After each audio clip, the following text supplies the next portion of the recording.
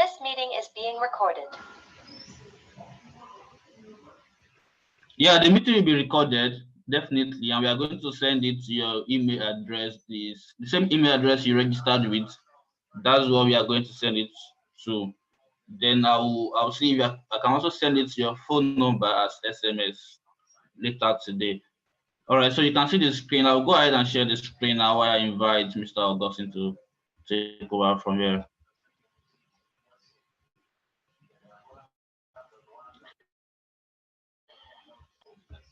Breaking into data analytics data session. This session is going to introduce you into what data analytics is all about and how you can break into it, how you can start, and of course, we are going to be showing you a little bit of the practical sessions of what data analytics is all about.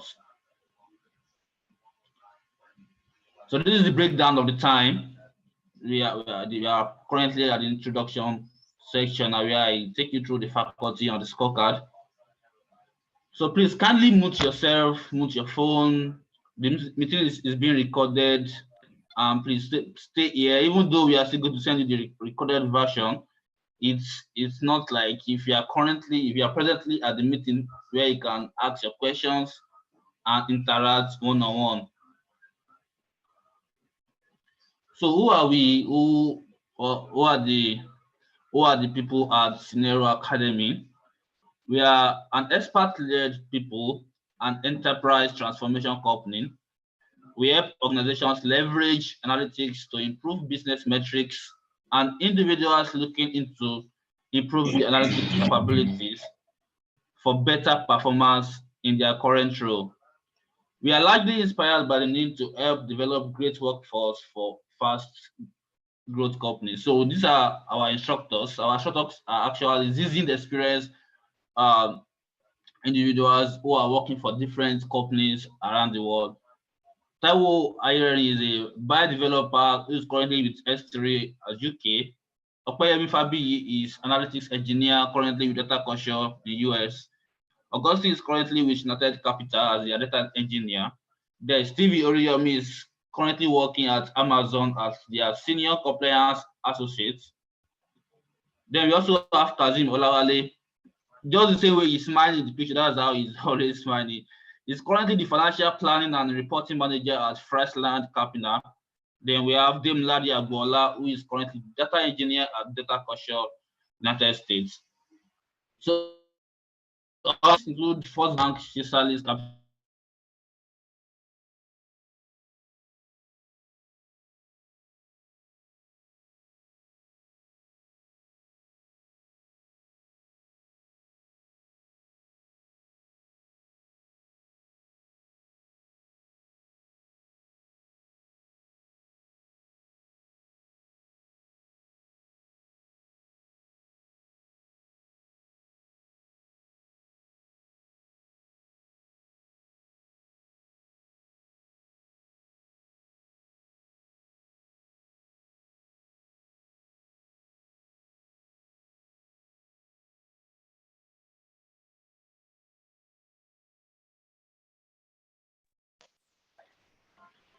Okay, so sorry, where did you stop hearing me? Let me know where I was logged out.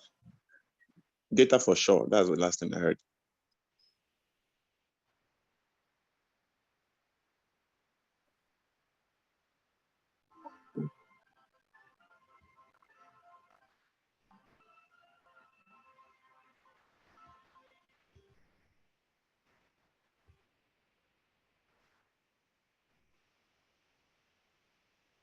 Okay,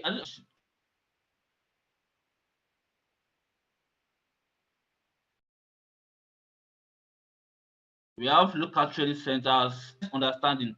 We have understanding both technical and business process drivers that offers you a holistic approach to training. And we have reward experience. Our trainers have reward consulting experience and bring the skills and experience to the classroom. They know what works and how to get the best out of the technology. So meet our guest speakers. Augustine Omaku is the right man for the job, definitely. He's an experienced data engineer and project management professional. Currently, he is the data engineer at United Capital, and previously he has headed the retail MIS, analytics, and revenue assurance at FCMB. Well, a lot of places where he has worked that I won't want to bore you with, not to waste further time.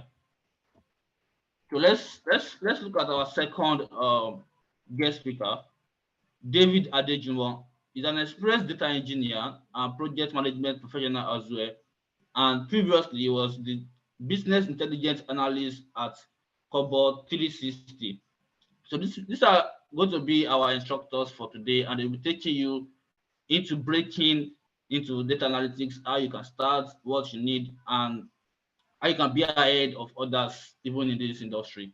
So join me, ladies and gentlemen, as I invite Augustine to take over from me. I'm going to make Augustine the speaker so I can go ahead with his session.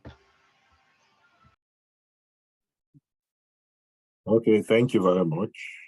Good afternoon, everyone. Good afternoon.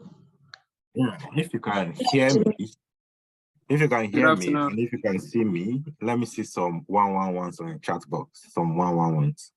111. Yeah, on the chat box. Okay, great. Okay, great. So we are just going to go in quickly. So let me just tell you, just introduce you to the landscape of data analytics, right? So the benefits you are going to get, what the industry is currently saying, and the opportunities that are there for you.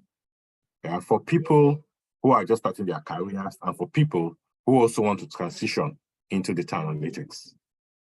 So I'll share my screen shortly. Okay. So just let me know when you can see my screen. We can see it. All right, great. Okay, welcome to this session. I'm just going to start quickly and just run through the advantages and why you should come into data analytics. So let's check what is even happening. What is happening at the moment? Yeah, what is happening at the moment? So in the world today, right, data are getting generated every second. Data are getting generated every second. Right? So up to today now, we have around 32 gigabytes of data generated. I know most of us are used to gig, terabyte, and we know how 1 gig or 1 terabyte is large.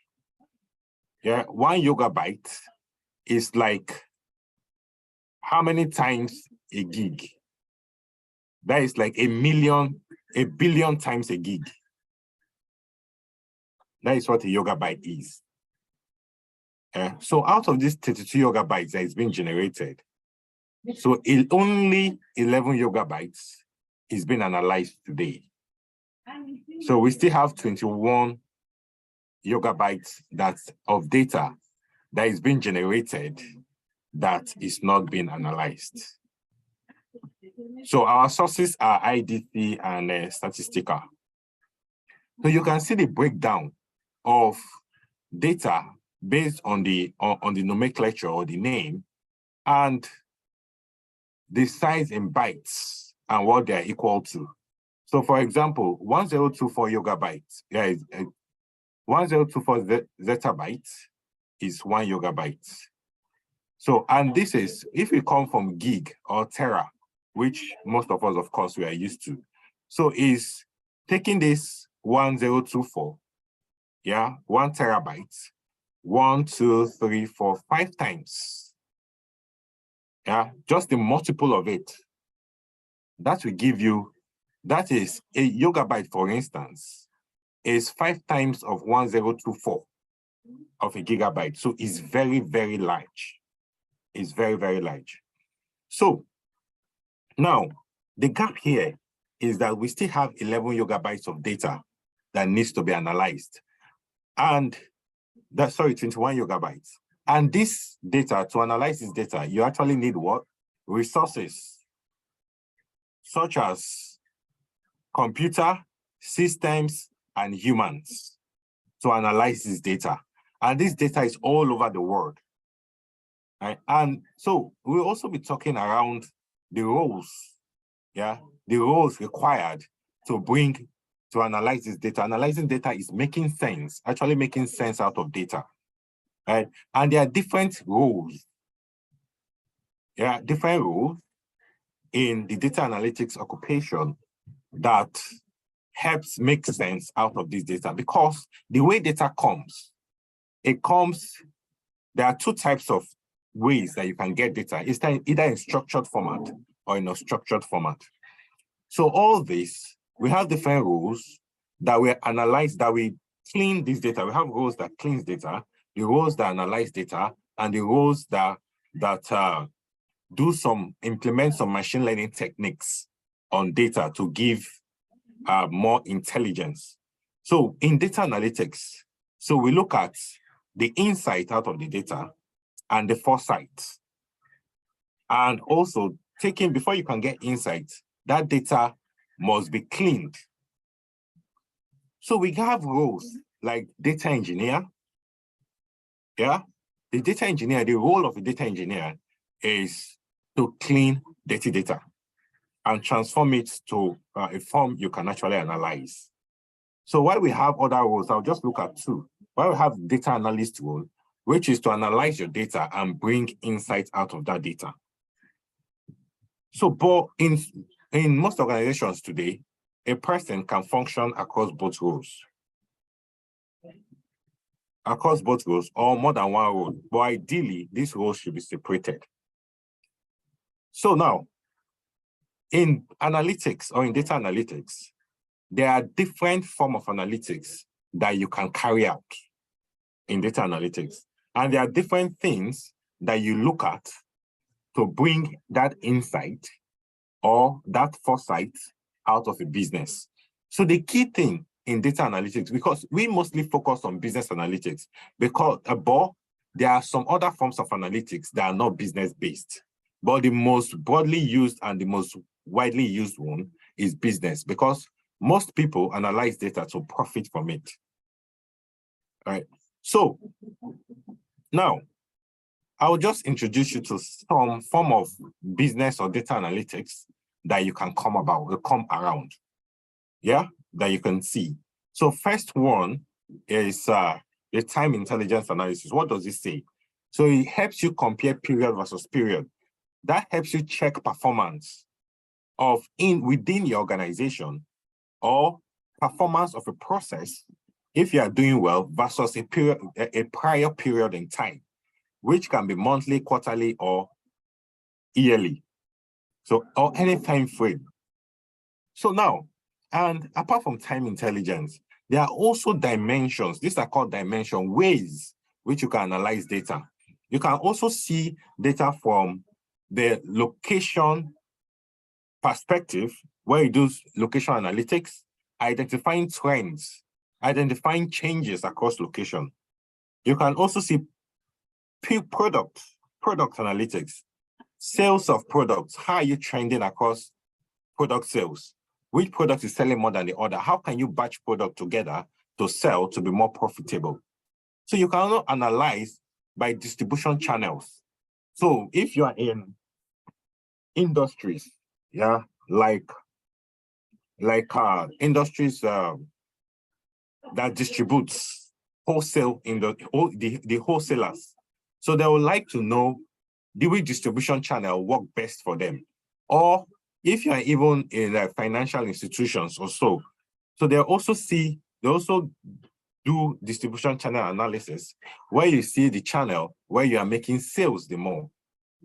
And there is also the customer analytics, where this is knowing your customer behavior. So analytics is in different shapes and form, right? Different shapes and form. And we are going to take a deep dive into customer analytics now to see that within customer analytics alone, there are various types of analysis that you can carry out on a customer. So we have, these are just the analysis, but I'll just explain too. So you have the basket analysis, the cohort analysis, the financial reports, spend analysis, parents, Pareto analysis, RFM, predictive, market segmentation, sensitivity, and so just ad hoc, more of that. So what is Pareto? Let me go to Pareto. So Pareto, is the 80-20% rule. So it helps you know, where is the biggest issue from your business coming from? That if you can solve one or two of this, it will either increase your profitability, increase your customer experience, and all that. It helps you segment issues. It's called the 80-20 rule. So that means once you can solve 80% of the issues, once you can solve 20% of the issue, 80% of the problem is gone. Yeah, once you can solve 20% of the issues, 80% of the problem is gone. So this kind of analysis helps organizations bring out the things that is causing most of their problems, and those ones they need to tackle the more. So gain that efficiency or that customer experience. So let's talk about market segmentation again. What does market segmentation do? Market segmentation helps you to group your customer into sensible groups, which helps you to send direct messaging, to help you analyze your customer better, to help you extract more value out of the relationship that you have as an organization with that customer. So that is why you see today that your telcos, your banks send you some specific information because they've seen your track record of what you subscribe to, your track record of the kind of activities that you do with time. So they're able to direct messages to you once they are seeing a deviation from what you do before. Or they can also direct promotions to you.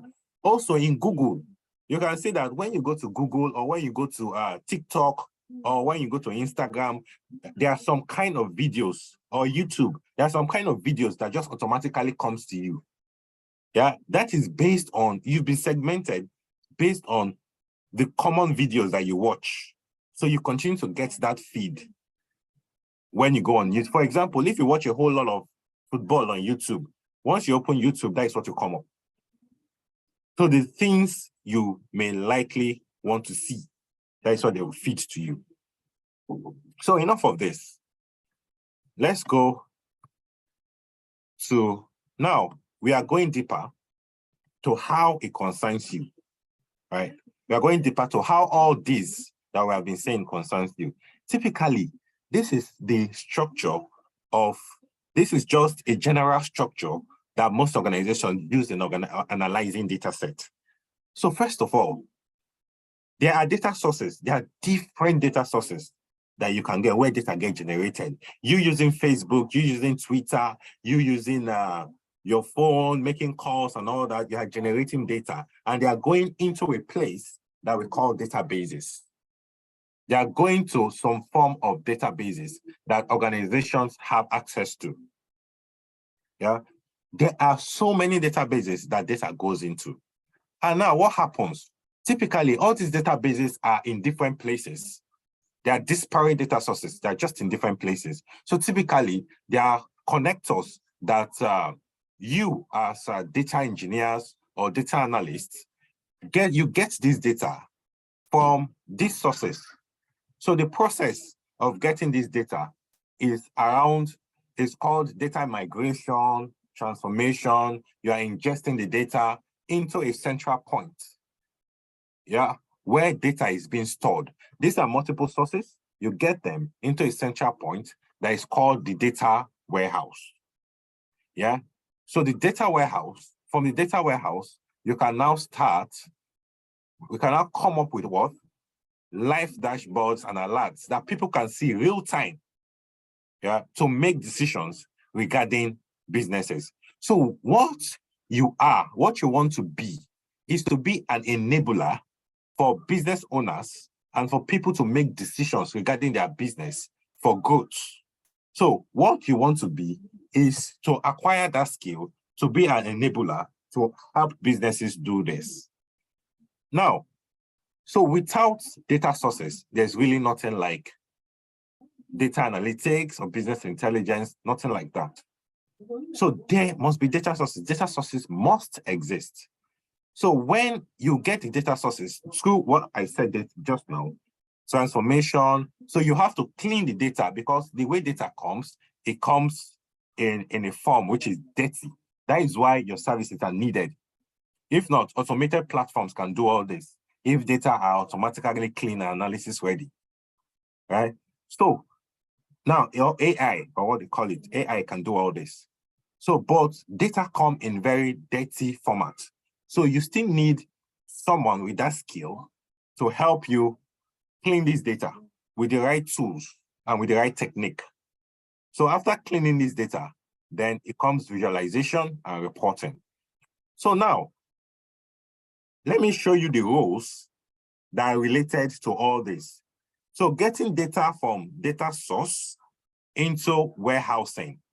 So you can either be an ETL developer. ETL is extract, transform, load. That's the meaning. An ETL developer, a data engineer, or a BI developer. So these are the roles that are responsible for extracting data from data sources, transforming it, and putting it on and loading it on a central data warehouse, on a central database, which has data from all these sources. So the other thing, who is responsible for dashboarding? Dashboarding. So you have the BI developer, the data analyst, and also the data scientist. So, but this role also, there's also an interrelationship between all these roles. Okay, let's see more. So what are the key trends of data analytics related to digital transformation? In most organizations today, what's the common thing that you hear is digital transformation. We want to take off all manual process. We want to do everything digitally. So what is the role of data analytics in that? Or what is the demand for data analytics in that? First of all, so there is an increased emphasis on data analytics for daily operations. And there's an increased dependence on artificial intelligence. From data analytics, you can generate models, machine learning models that can help you run, that can bring about AI. Yeah, so that can bring about that foresight into customer behavior. Foresight is like knowing what customer is going to do in the future based on what he has done in the past. And now there is that build out of, again, people have started thinking about it. That, okay, instead of us having our data in a central place, let's now start moving to cloud platform. That is also a great opportunity for people who want to go into learning data analytics with Azure and all of that. Great opportunities in the industry right now. So let me read this short quote for you. So there is a shift to more digital approach in terms of business strategy. And this has increased the demand of technologies and skilled people that can help with this process to mine and manage large amounts of data. Yeah, so there is demand, a whole lot of demand. There's a whole lot of gap in the industry right now for data engineers, data analysts, and all of that. So what is the industry landscape? What is it looking like? What is it looking like? So now, large data is increasing by the day. That is a given. Data is increasing by the day. New industries are coming up. New people are more open to data analytics right now. People are more open to getting insights out of their data, more than it ever. So the hype of big data has reduced, but value that data adds to a business is on the increase. So right now, organizations are also harnessing data, they are harnessing data, right? To be more efficient in decision making. So you make your decision, organizations are now very, very careful with how they make decisions, because a single decision can make them lose billions. Right?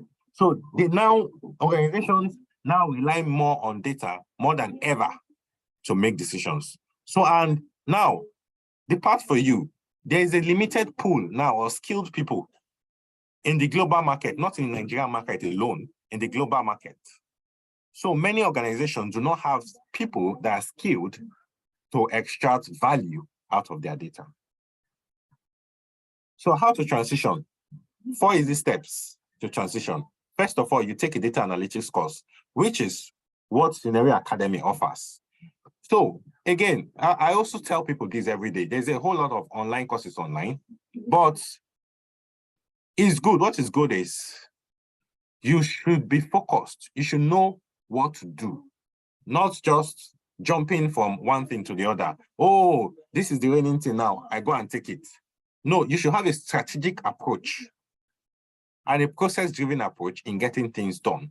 So that is the track record that Scenario Academy has had, which is the data analytics course of Scenario Academy focused on first,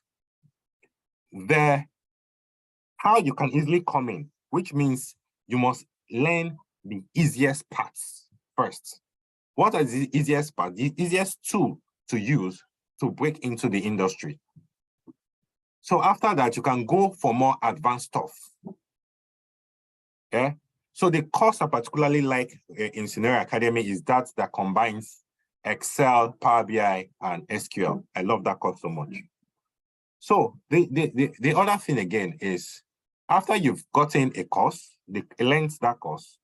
So the second thing is to apply the knowledge that you've learned in solving problems. So it's just like learning data analytics. It's just like learning how to drive a car, right? If you learn how to drive a car, you must actually drive the car to master it. So you are not coming to take a class like someone will just do a magic wand and boom, you've learned. So you must devote time to solving problems. And also Scenario Academy has a good mentorship program, an internship program, right? That will also help you with that. Applying the knowledge is very, very key. So in data analytics or IT, you cannot say I can use an application except you fully completed one project with that application, at least one project at the minimum. So you can do more. So now the next step is you start applying for jobs, looking for roles that will fit into what you've learned and what you've practiced. And the most important step, again, is that you get a mentor. So what a mentor will do for you is to also direct you to specific places that this is the next thing to do, this is the next thing to do. That is why it's good to learn from a group. That is why it's good to learn from a place like this, where you already have people who are experienced in this field. Okay, I think that's, so the most juicy part, which is the last part, which is what are the salaries on the global scale? What are the salaries? So for business analysts, about $61,000 per annum. So these are just the salary scale. Data analyst around 61, but for a data scientist, you earn around $96,000, and this is increasing by the day, right? This is increasing by the day. So for a machine learning engineer, you can see the money here, very big, 112. I saw one. So this is the average, mind you. This is the average, so it can be higher than this. Yeah. So with you just learning that course on SQL, Excel, Power BI, you can land a job, you can land a data analyst role, that's 61K. Then you can go further that, okay, what things do I need to learn? What understanding do I need to have to improve? You can improve on your understanding. You can improve on the applications you know, and move to a higher salary cadre. So again, here is distribution by years of experience. By years of experience. 0 to 2 years, that is you without experience at all. average salary by just laying these applications, you can get up to 41,000 Great British pounds. It's not naira, annum. So that is 0 to 2 years, 2 to 5 years experience and all of that. But I'm just particular about this 0 to 2 years because I know most of us here want to transition to data analytics. So this is it. So this is a very, very great skill to have, and I can tell you, get the skill, and so the next level is just what you'll be looking for. So that ends my segment of this presentation. I also thank you all for listening to me. So will I have time to take some questions, 1 or 2 questions before? Do I still have time to take 1 or 2 questions? Okay, yeah, thanks so much, Augustine. I personally enjoyed your session. I'm sure others enjoyed your session as well. Okay, we would like to give you a few minutes now, but our next speaker is already waiting to All start right. his. Oh, okay. Thank you. All So right. David, yeah, you can start yours now. Thank you so much. You're welcome.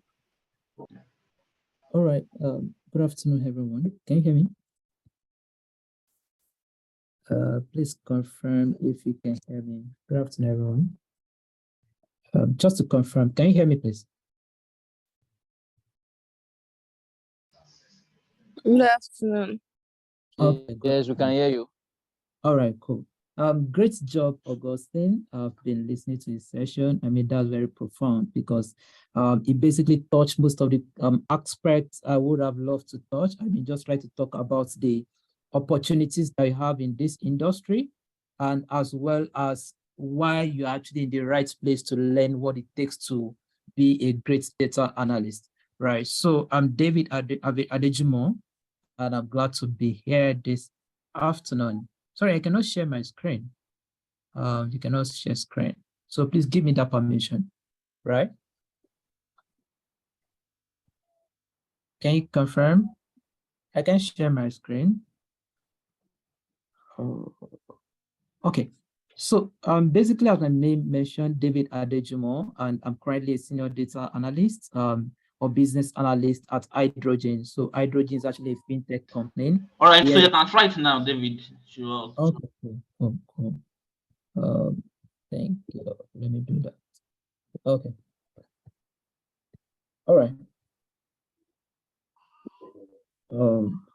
Please confirm. Okay. So I'm actually a data analyst and senior business intelligence analyst at Hydrogen. Hydrogen is actually a fintech arm of Access Bank, where I basically help the business to make intelligence out of data.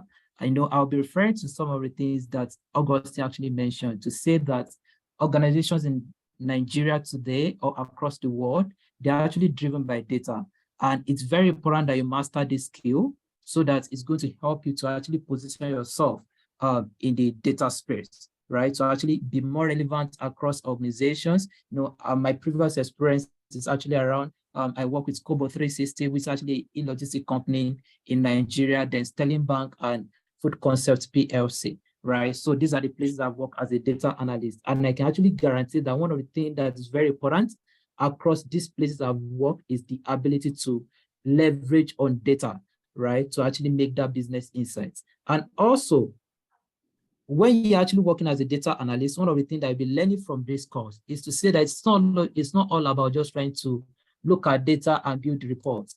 We are going to be walking you through ability to make that intelligence, because what you're able to see that the management are not seeing is what gives you that value, right? That's the value you are providing to the organization. So you'll be learning all of these metrics in this particular class, right? So my assignment here basically is to do like a walkthrough of what you'll be learning in class, and also to basically learn most of the metrics that is important in your data journey, right? So I'm going to I don't run know. for you.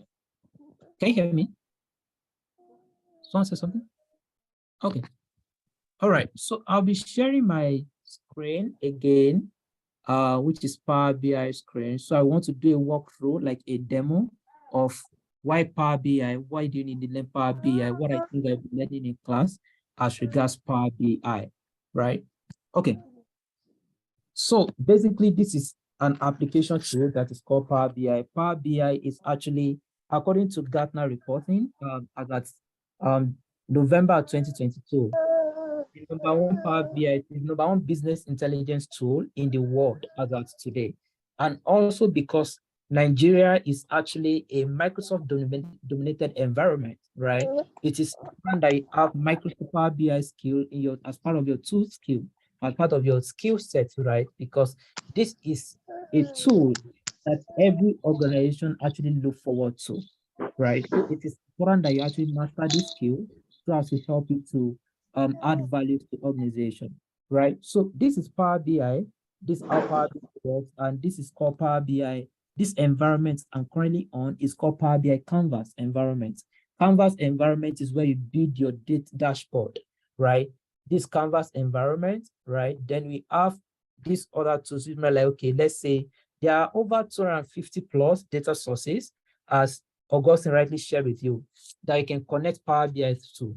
You can connect to Postgres, you can connect to Excel, you can connect to Twitter accounts. You can even want to analyze your LinkedIn account, for example, right? These are the, you can actually connect Power BI directly to all of these data sources so as to make intelligence out of this report, right? So then you have this next place is called data. So this data environment is where you are going to be seeing some sort of like a table format of your data you're importing from your data source, right? I'll be walking us through that as well. Then we have this last aspect is called data modeling, right? Data modeling is a place where you just try to understand different connectivity or how your data are actually connected to one another, right? So one of the thing advantage that scenario academy is going to give to you is to understand different aspects of from data cleaning to data transformation to data modeling, right? Irrespective of anything you are doing as a data person today, right? You have to understand data modeling, right? Which is one of the things that we'll be teaching you in this class. So as to say, okay, I'm connecting to, let's say, I'm connected to, like, for example, Postgres SQL or SQL environments. How do I know how this table are actually connected? How do I know the function of what is called foreign key? I know these are technical terms. Email like a unique ID that I'm connecting to, right? So these are the things you'll be learning in this class, basically, right? So, but let me just do a quick demo. So I want to bring my data from my data source. So I have an Excel file that I want to bring into this environment such that I want to see how the data looks like. Then now do a bit of visualization, right? Or just try to clean the data a bit, then now bring it into this dashboard so as to just make a bit of visualization, right? So here we have what is called data sources. Yeah, data sources, I mean, as I mentioned earlier on, we have about 250 250 data sources that you can connect to, right? So you could say we have, let's say you want to connect to Excel Word file, right?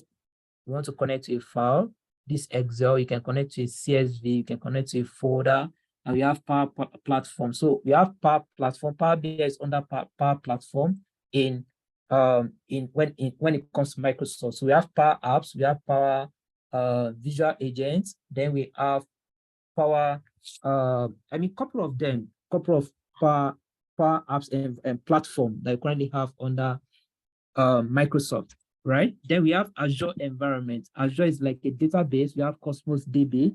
These are the things I currently work around Cosmos DB to connect and just try to make insights out of it, right? So now, but because for the purpose of this class, I'll be connecting to Excel file, also an Excel environment, right? So you click on Excel workbook, right? Then connect your data source. Let me try and hide it. Just a minute. Let's see. This. Just a minute. I want to hide this. Okay, right. So you now have Excel workbook. Then you click on connect. Right. When I click on connect, it brings me to this environment. Right. So this is the data set I actually want to work with. Right. Because it's currently reside on my local desktop. Right. Then click on open. Okay. So once you click on open, it's bringing this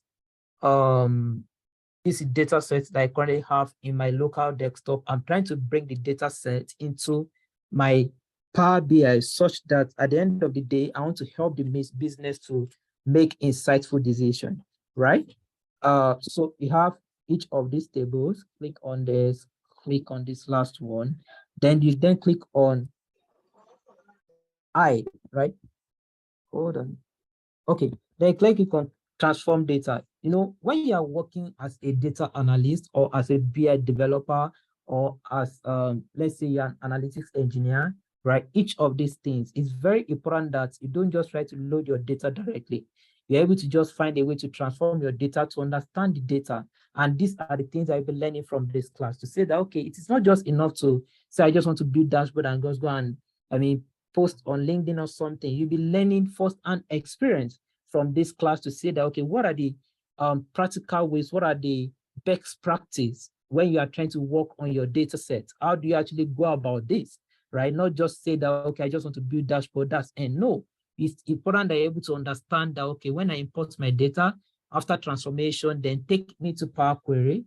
Then from Power Query, I then now say, okay, let me now do data modeling to how understand the data structure, right? Then now go into DAX expression. It's called data analytics expression. That's called DAX formula, which is currently used by Power BI, right? So you click on transform data. When you click on transform data, it takes you to Power Query, right? Just to confirm, can you still see my screen? I just want a signal. Just let me know so that I know I'm carrying every one of us along. Yes, you can see your screen. Okay. Yes, cool. we can. All right, cool. Thanks. Right. So then this environment is called Power Query, right? Power Query is powered by M language. M language is if you learn this part of aspect when you come into class to say that, okay, Power Query is an environment where you are able to it's powered by M language. M language is basically like these are the scripts, right? All these things you are seeing here, they are called M language. You know, they are more like jargons to you. But when you come into class, you're able to understand how each of this actually works when you're working on your reporting, right? Okay, cool.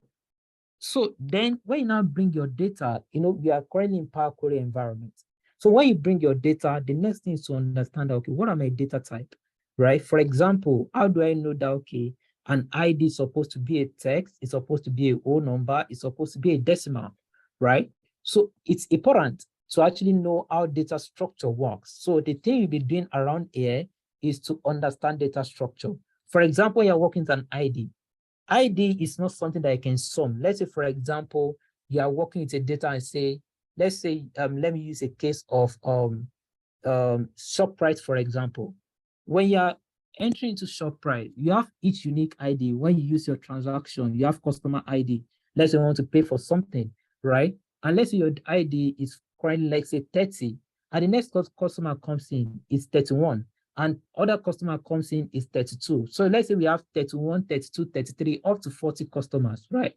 So that's 31 to 40. I now want to understand that, okay, how many customers actually patronize me as, for example, ShopRite today? You will not sum to say, okay, 31 plus 30 plus 31 plus 32 plus 33. No, you are going to count that, okay, each of these guys, let me count their numbers, right? We say, okay, 30, that's 30, which is customer ID equal to 30, is a distinct unique ID for that particular customer. Then that means that that customer ID has to be a text format, not a sum or not a number. Because of course, you can count a number, but it's important that you use the right or the best practice around your data structure. So that takes me here that, okay, you now want to look at it here to say, okay, let me now look at the best ID, which is a text format.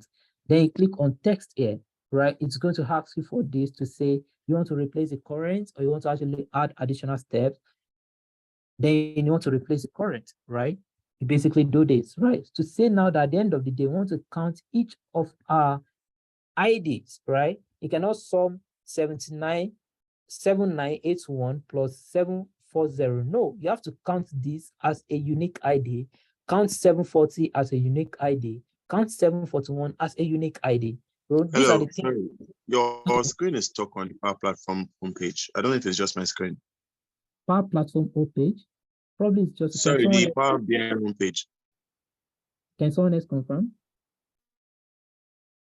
Yes. Exactly, exactly. Exactly, the screen is stopped, so we can't see the progression as you are moving on. Oh, that's why I asked earlier on. Oh, thank you. Let me just share this other one. Thank you for that. Oh, apologies. Is it up now? Yes. It's up. Yeah, it's up. Oh, cool. That's why. Oh, apologies about that. Okay, so let me just go back basically. So on my screen here, right? I basically, earlier on I click on transform data from that Power BI Canvas page. So when I click transform data, it brings me to this environment where you are currently seeing. So this environment is called Power Query, right? The Power Query environment is basically for cleaning your data set. Augustine mentioned something earlier on to say that you have to understand if you're a BI developer, or you have to understand how to clean your data, because it is not the way it's coming from your data source that I just want to use it directly. It's said to have a good data engineer. A data engineer is the one that helps to clean your data directly from the data warehouse or from the data source. Then you bring it directly to just do your visualization and help the business to make the right decision, right? But if you don't have all of those in place, then you can actually use Power Query to basically amend your data, to clean your data, and to ensure that at the end of the day, you are able to make that data, to make it more to be very clean, such that you're able to make your decision out of it at the end of the day, right? And one of the things you'll be learning in this class, we're going to take about the first 2 days, the first 1 day, where you're working to actually understand data cleaning, because this is very, very critical when you're working on any data source, right? So I then mentioned that, okay, you need to understand the best practice around data structure or data type, right? So now, I mentioned earlier on to say that when, say, for example, 7981 is our customer ID that works that actually patronizes ShopRite today. Then we have 740 is our second customer that patronizes ShopRite today. Then third customer at 741 is our third customer that patronizes ShopRite today.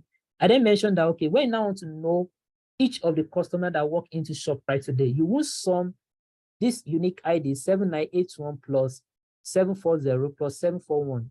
What you're going to do is to count this as a distinct customer that walk into ShopRite today. Then 740 as a second customer. Then this 741 as a third customer. That means at the end of the day, you want to know how many customers that patronize us today. That will give us 3 customers, right? And the important of that is now coming to our data type to say that, okay, well, anytime you see an ID, is it supposed to be a text? Is it supposed to be a number? Is it supposed to be a whole number? Is it supposed to be in percentage, right? That means that you're going to make it a text, right? Which is why I have to change this to text, right? When you come to other ID as well, this would be a text as well, okay? Date, of course, because it's a date format, then change this to a date, then change this other one to date as well, right? Then we have ship mode because, of course, the text format. Let's quickly do this. Then this is going to be a text. This is going to be a text. Then it's going to be text as well, right? We are just basically changing the data type, right? So you can actually right click, right click,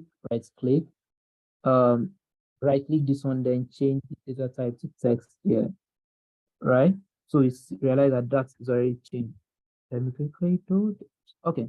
Then we have other ones too. They're actually in text format, right? Just change this to text, right? Just come here, change to text. Cool. Then we have the last one. We are just trying to understand how our data works, right? The product name, because of course it's a text format, then change the product name to text as well, right? So then when you're working on your data, there's what is called the quantitative and the qualitative aspect, right? It's called dimensions and facts. When you come into class fully, I'll be taking us through each of these this particular aspect, right? So we have sales. Sales is supposed to be number, right? Because is it that we have sales, it could be recorded as, let's say, 168.55. That's going to be like a decimal point. Then you change your sales to decimal right here, right? Decimal point, right? You have your quantity. It's going to be whole number, right? So then discount is in percentages, right? Because you can only give percentage your discount, right? Then we have this other one, the profit is in decimal number. Okay, so these are the practical aspects that you've taken you through when you, I mean, in this particular when you come in, because these are critical for skill set. Then we have this other table that is coming from our data source. If you actually understand, if you see this, realize that you have column 1, column 2. So this is why Power Query is very important, because you cannot say that I want to know the total number of sales you are making per region, for example, and your header is showing column 2. No, you won't be able to make right decision from that. So then for you now to use the second, because these are headers, persons, and regions, then you can now click on this and use first row as headers, right? That gives us a person is these are the list of people that we have under our sales team. Then these are the regions that they belongs to. Then we have this other last one, which is called returns. Realize that same principle applies to returns as well. Then use return, use first row as headers. You get basically you have this particular one. Then when you look at this aspect, realize that CA 2014, this like a combination of our ID and the other returns per customers. How do we separate this? How do we differentiate between customer ID and other returns per customers? Do you know to do that? Just right click, right click on this. Then we want to split this particular columns. How do we do that? We want to split it by delimiters, right? So when we want to split by delimiters, because when you look at this, let me just cancel this, right? When you look at this aspect, you realize that what separates the customer ID from the other returns is the space between them, right? So since it's the space, then what are the how do you actually ensure that we deal with this particular problem or this particular challenge in this report, right? You right click and come to split. When split by delimiters, then it takes us through that. Okay, what do you want to split by? Want to split by space, right? Once you click on that, then to our leftmost hand side, right? Then click OK. When you click OK, you realize that both are now separated, right? Then from here, you can now make your decision. Then I can now, let's say I want to change the title of this. Just right click, then let's say this is customer ID, right? Enter. Then this is other returns from our customer, other returns, right? You click enter. So basically, we're able to work around Power Query, you know, in this particular report. Then let's now say after I'm done with that aspect, and I want to make intelligence, because it doesn't stop here. You have to work around now making your report. You know, these are the aspects that is critical. But sometimes, you know, when you're in class and people are like, oh, I just want to know how to build a great dashboard. No, it's beyond that. No matter how beautiful your dashboard is, if you don't have accurate data, if you are not representing the accurate information, at the end of the day, you are not doing the right thing. The business is not going to actually be very happy because you build a great dashboard. They are going to be happy because you're able to sell the business based on historical data that this is where we stand. They now draw out those key insights that will help the business going forward, right? So now, now click on close and apply. When you click on close and apply, it will take us back to our Canvas page, right? Click on close and apply. So we are back to our Canvas page now. It's just loading. You know, this is called loading our data to our data model, right? So our data is done loading. Just to confirm, can you see my screen at this point? Because I'm in a separate environment now. Yes. Okay, cool. Thank you. Yes, we can see. Yes, we can. Yes, we can see. Great. Thank you. Right. So, you know, earlier on, when I click on data, there was nothing here. There was nothing here. It's because of that period, we haven't, we didn't have any data. We haven't brought in any data into this environment, right? But now, since I've been able to load this data from my data source, right, you realize that here we now have our orders. We have our people. When you click on people, it shows you like a table format or a table visuals of your reports that you'll be working with, right? Then now come to returns, right? When you come to returns, it's showing you currently that, okay, these are the fields, different fields, right? This like return fields, customer fields, other fields or other returns fields that we currently have from our data source. I know, for example, this showing like product description inaccurate. These are different customer complaints that we get, and if you had asked all of these different data sets, right, across different data sources, you might not be able to say that, okay, let's say at the end of the day, I want to know that, okay, what are the different type of products that our customer is returning, right? Is it that, okay, our customers are saying that, okay, let's say, for example, we are into computers, right? For example, you produce custom computers. Let's say we have under our computers, we have Dell's, we have HP. And at the end of the day, you want to track your performance to say that, okay, how many HP laptop did you sell on in this particular month? How many Dell's laptop did you sell? How many customer complaints, let's say from customer support team, do we get in terms of Dell model, right? Dell model, then let's now see on that Dell, you now have Core i5, Core i7, right? How many Core i7 did you sell? How many complaints do you have? Such that by the time we want to restock, or by the time we actually want to produce another set of computers, we know where to focus on. And also to help the product team to say that, oh, the last product that we rolled out, these are the complaints, they are feedback that we got from our customers. Then at the end of the day, we want to look at how to improve on our research and development when it comes to our products. These are the things that is important in your data set, which is why I earlier mentioned that it's just beyond building dashboard. And these are the things you'll be learning to say that at the end of the day, how do we help our business? How do we help your own personal business or the corporate organizations to make this accurate insights, to make this decision on the road, right? And these are the things you'll be learning, basically. Then the last one, we now have data modeling, right? Data modeling now is to show different relationships across our data set.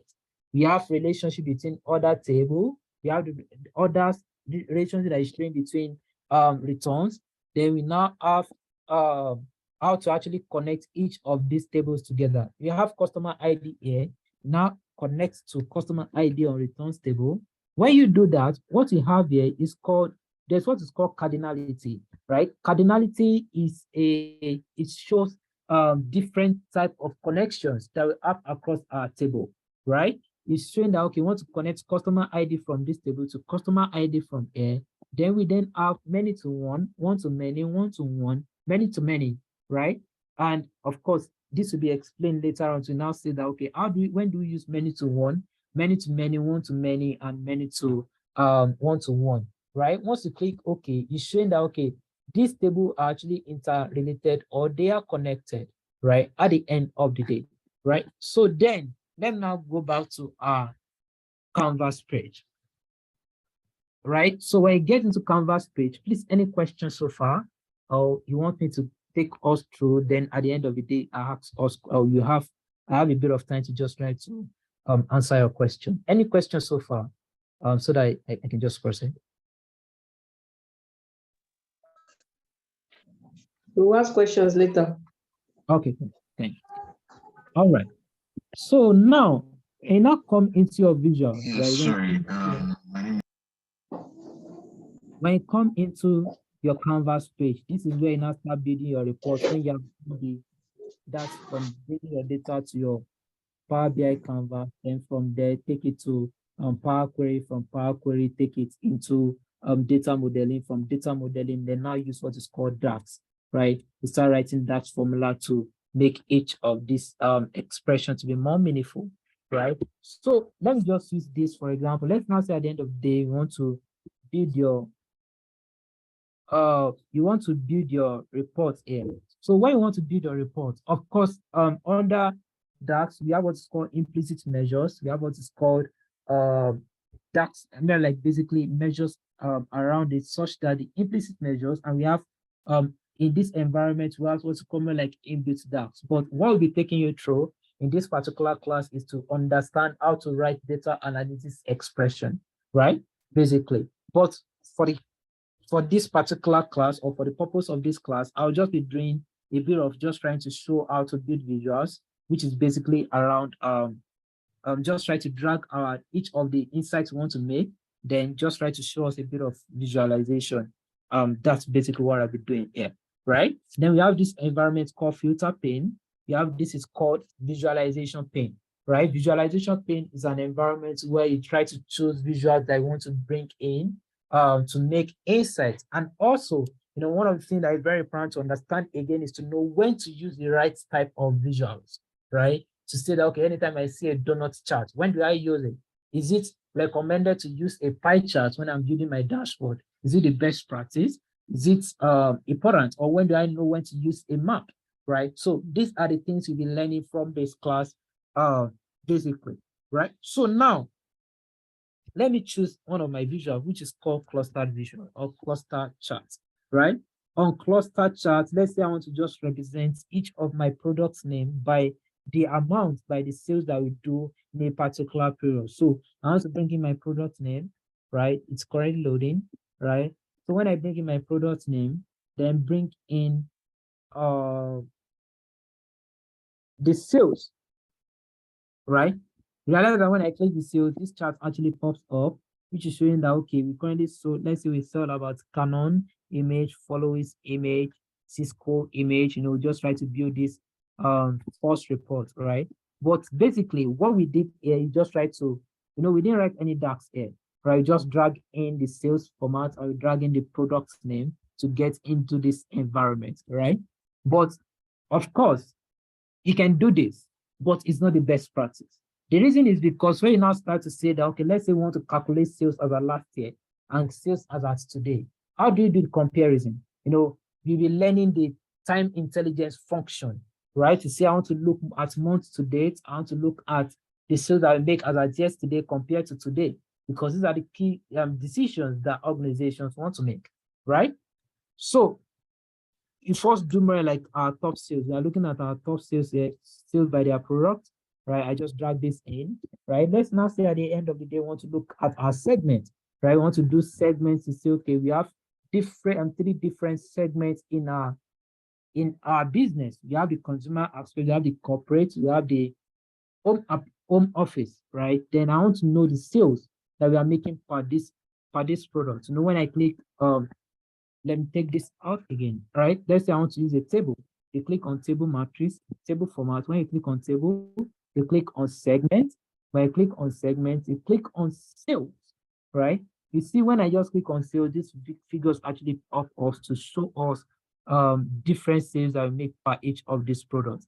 Let's now say, of course, the best practice is that anytime you are presenting a table format, always arrange from in descending order, right? That is, you have the first sales that you're making, because this is what is going to help the business. Okay, merely looking at the data, you are not just trying to struggle. I mean, start to look at your highest sales, okay, which one is not the top sales? No, you have to ensure that you arrange from descending, like in descending order, right? So how do we do that? Just click on this arrow down here.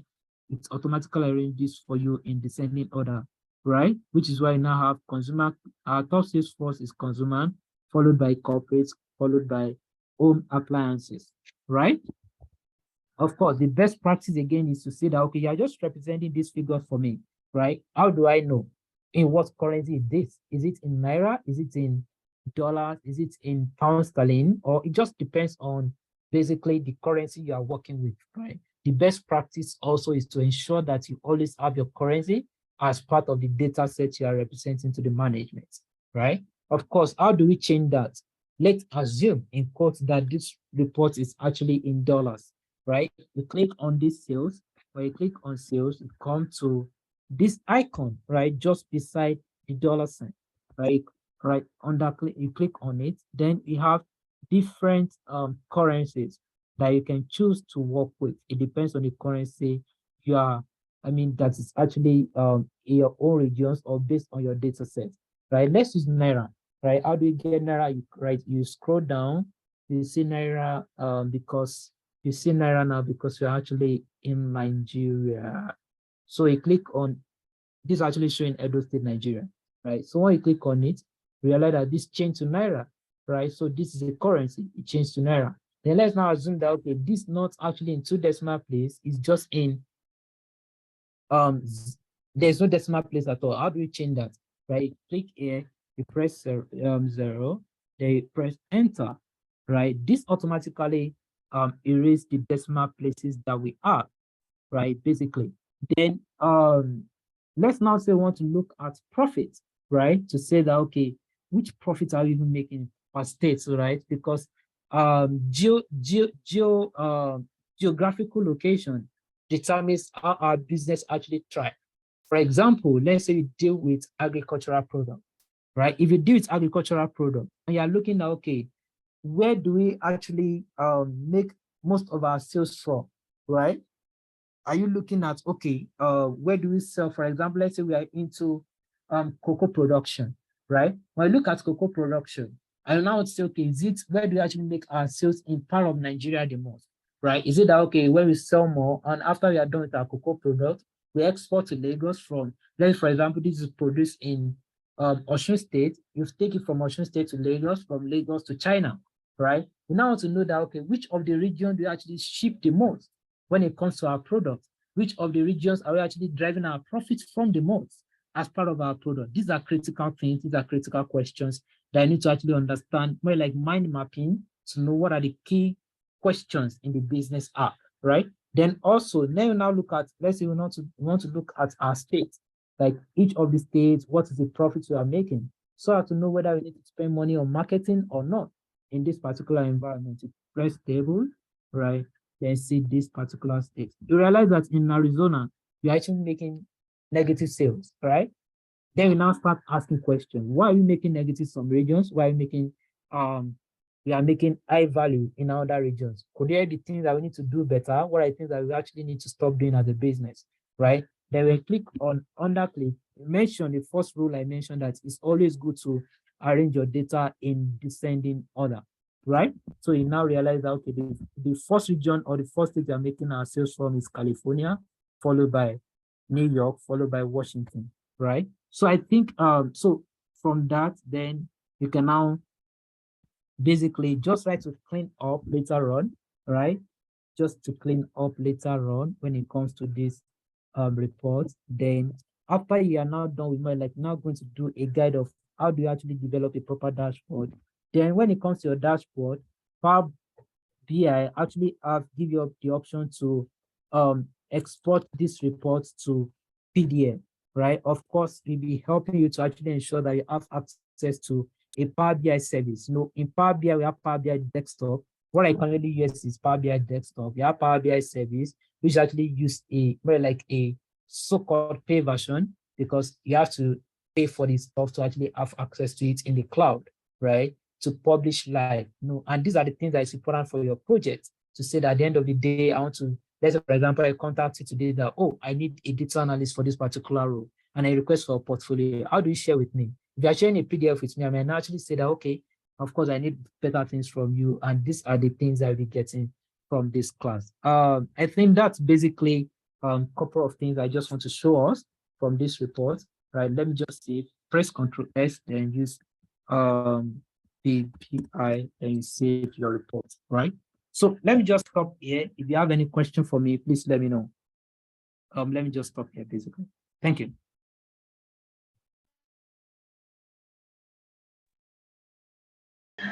Wow, yeah, thank you so much, Mr. David.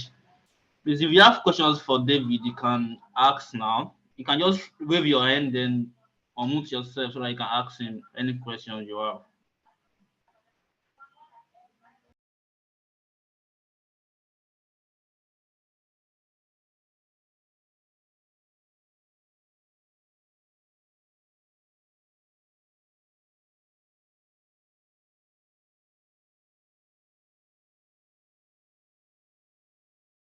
Any question, please feel free to ask me. It doesn't have to be around, I mean, it goes any aspect of data or any aspect of, is Augustine still here? I have a Okay. question. Okay. So good afternoon. My name is Anthony Oyakilome. So thank you very much, David, for the space so far. So my question is, when you were I don't know, got the raw data from the Excel file, and we are trying to transform the data to be more, I don't know, readable. My question is, if the event that you decide not to like transform that data before loading it into the canvas, is it possible for you to do it later on, or will it, like you said, affect the outcome of the overall visualized data?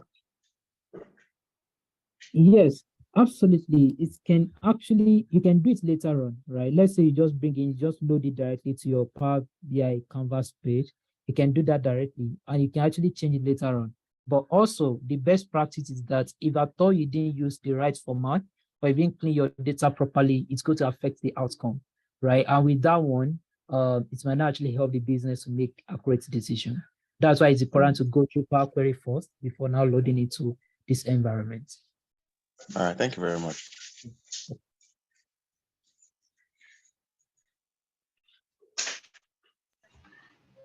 Okay, so I think this question is for Augustine. Piki Okwe was asking what's the difference between data analytics and data analysis. Okay, they are both, they are the same thing. So data analysis and data analytics are, so they are just the same thing. It's just nomenclature. So we're talking about the same thing. Hi, sir. I have a question. Good afternoon. My name is Amauni. Please, I would like to ask the difference between business analysis and data analysis. So you're trying to transition into business analysis. Do you need to pass through some courses in data analytics, or like, what's the difference between the two exactly? Thank you. So is that for me? Yeah, can I take that? Okay. All right, thank you. All right, hi. So business analysis is a bit more project oriented, right? Say so you have a project, somebody wants to maybe an organization wants to set up a new ERP or enterprise or operation software, and they will need a business analyst to help them understand the business itself, gather some of the requirements in terms of what are the features to be built, what are the modules that are needed. And so a business analyst, is responsible for documenting all of that in a standardized format, prepare all of the necessary, use case diagrams and the likes, and then so that the developers who are going to build the system are going to have a framework that they're going to follow, a framework or a guideline that they're going to follow. So that's what business analysis, but also business analysis is a bit encompassing. So it has some other other roles that breaks out of it, right? One of it is sometimes people consider data analysts as part of the role that breaks out of business analyst. So that's why sometimes you see some roles called business data analyst, right? But the business analysis itself is a bit more project oriented. In a transformation project where a company is moving from one software to another and they have to move data, you will need a business data analyst. Sometimes, depending on how large the project is, you may need a business data analyst to be part of that project who will be able to understand the business from data perspective. So a business analyst is a bit more of project, is a bit more project oriented. Why data analyst is actually called, is focused more on data, helping business understand data, making sense of it, explaining to them what the data is saying about their business and the like. So they are quite a bit, two different things apart, but sometimes you could have a business data analyst, more like a business analyst who has a data analysis knowledge, but not really core data analytics like that, but just the data analysis that can help them to properly understand the data aspect of business. Yes, okay. So you're saying that a business analyst can be a data analyst? Yes. So you can, so that's why I said, depending on how large, I work on a project. I'm working on a project recently, and it's a transformation project, and we have a business data analyst on that project. He is a business analyst, but because he went ahead to also understand, data, right? To understand database management. So he was able to, jump on the project as a business data analyst. I hope that answers the question. Yes, thank you very much.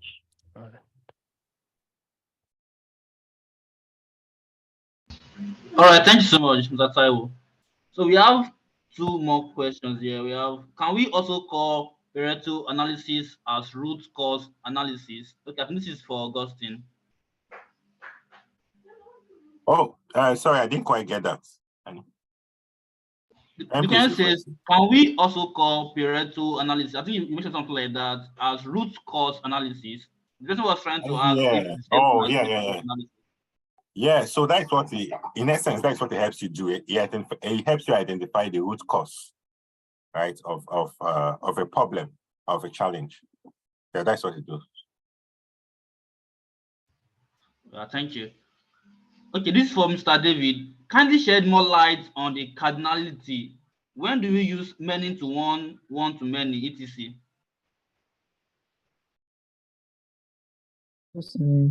Okay, so can you hear me now?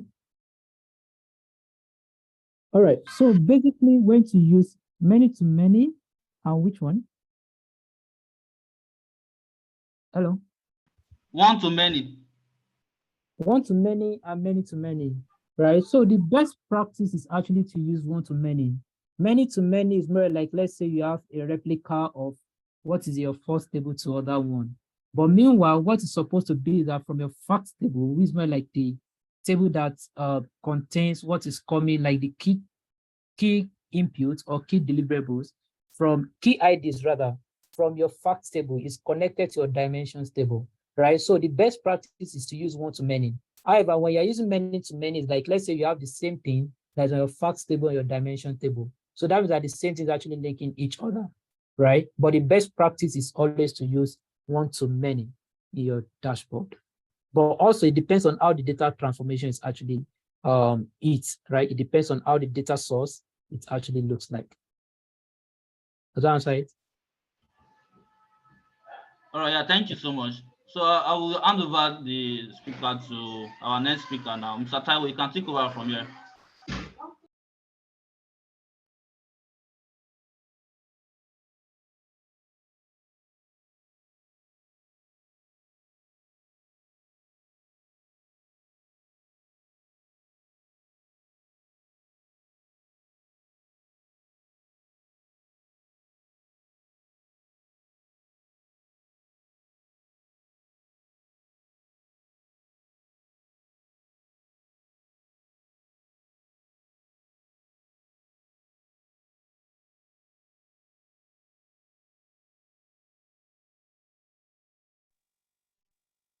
The audio has stuck.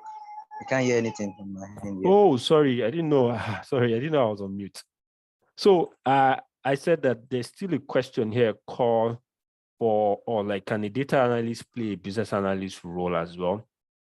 So yes, the answer is yes. However, there's something I just need to put out. A data analyst the data analyst role is a bit more technical than the business analyst role, right? It still doesn't mean that the business analyst role is not technical, but a data analyst role is a bit more technical. So depending on whatever you want, so you can decide to be trained to become a business analyst or decide to be trained to become a data analyst. But one thing for sure that I can tell you is that if you train to be a business analyst, sometimes you might find the need to, want to learn something related to data. So to really support, or can I say to add to boost your chances, right? So to boost your chances of landing a more lucrative role.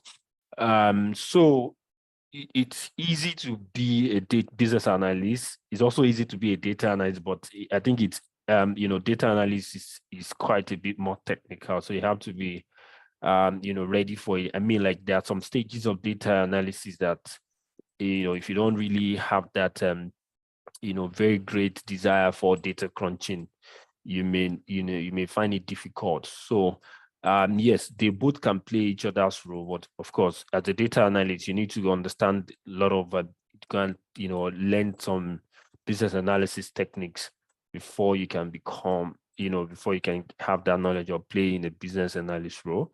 As a business analyst, you have to gain the knowledge in the data analyst knowledge, before you can play in that role as well.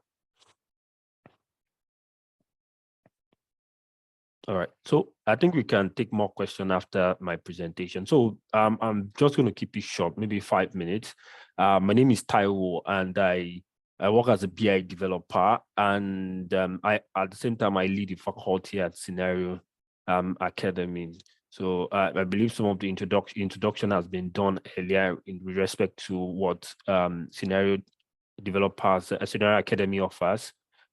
So I just want to take you through some of the things that we have that actually stand us out. So should you have the intention to learn data analytics through an organization, some of the things we offer, like I said, initially we were designed to be we started as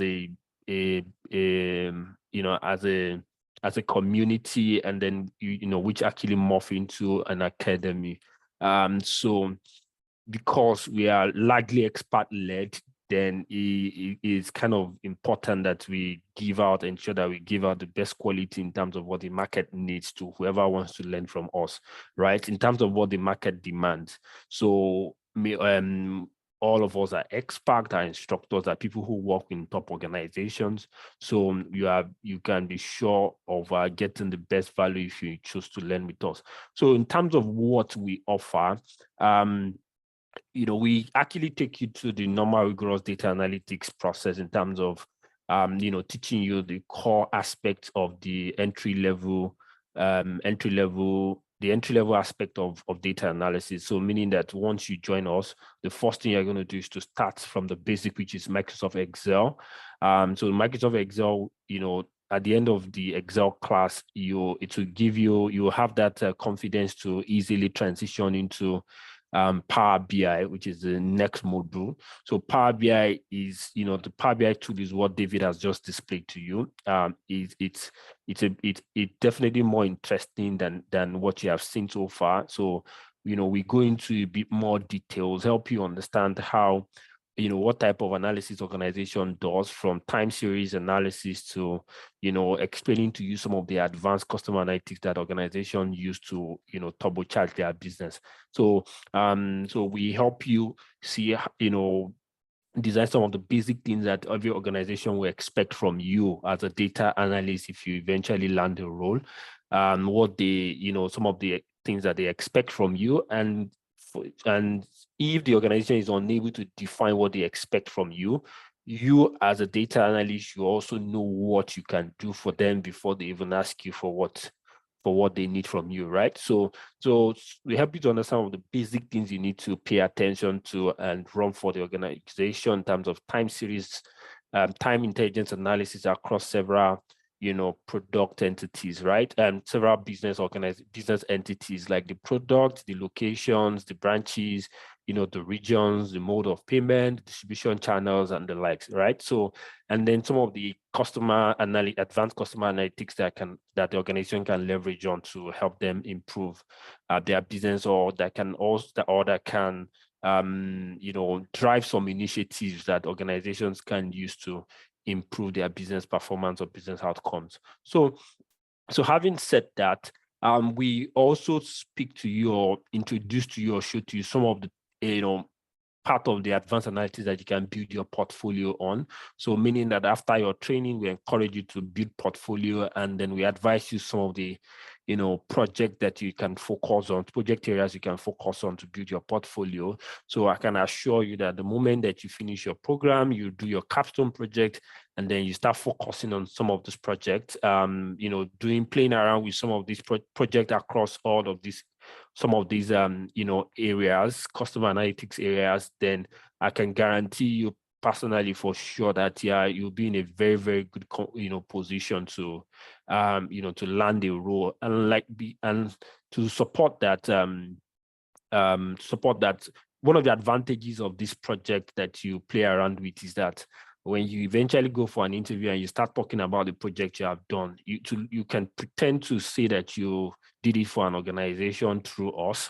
And the moment you start talking about the project, there's a way kind of, it could resonate with any of the interviewer, because it's likely that the interviewer has actually done something similar to whatever project you are talking about, right? So we encourage you to pick some of these projects across some of these areas, basket analysis, these are, analysis that can actually drive some cross-selling initiatives, help businesses to know two or more products that they can sell together rather than selling it separately.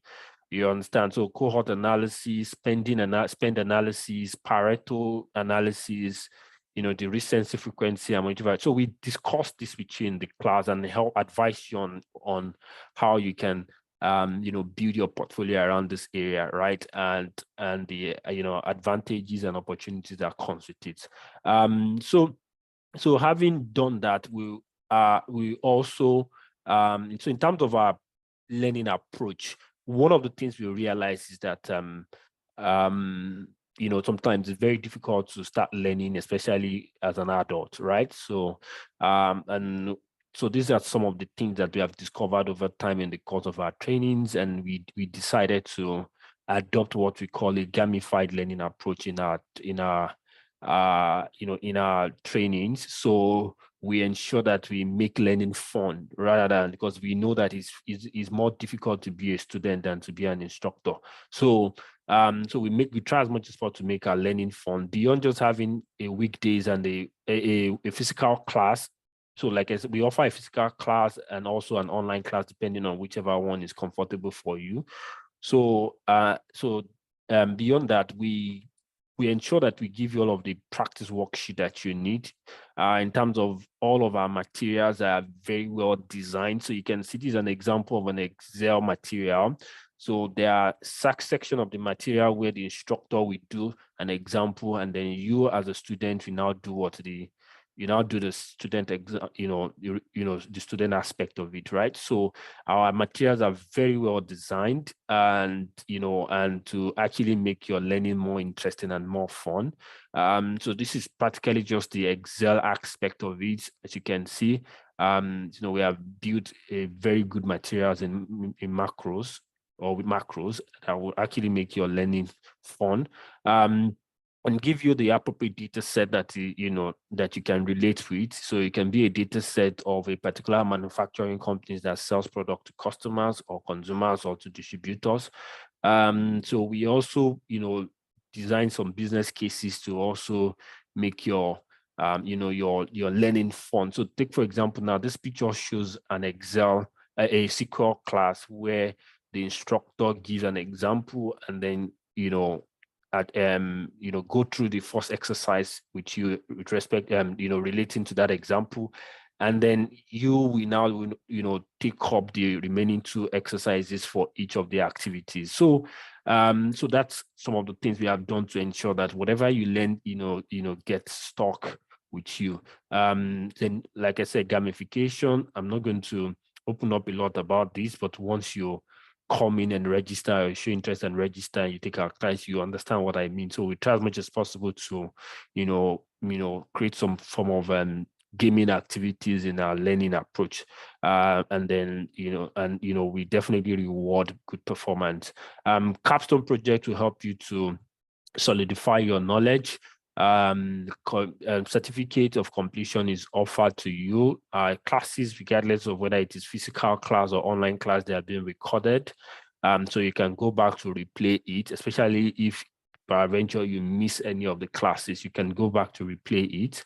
Or if you are attending the physical class and you probably are unable to attend a particular session, you can join online, or you can go back to the recording and play it. Of course, we have refreshment for the physical classes, and then we also offer an internship opportunity.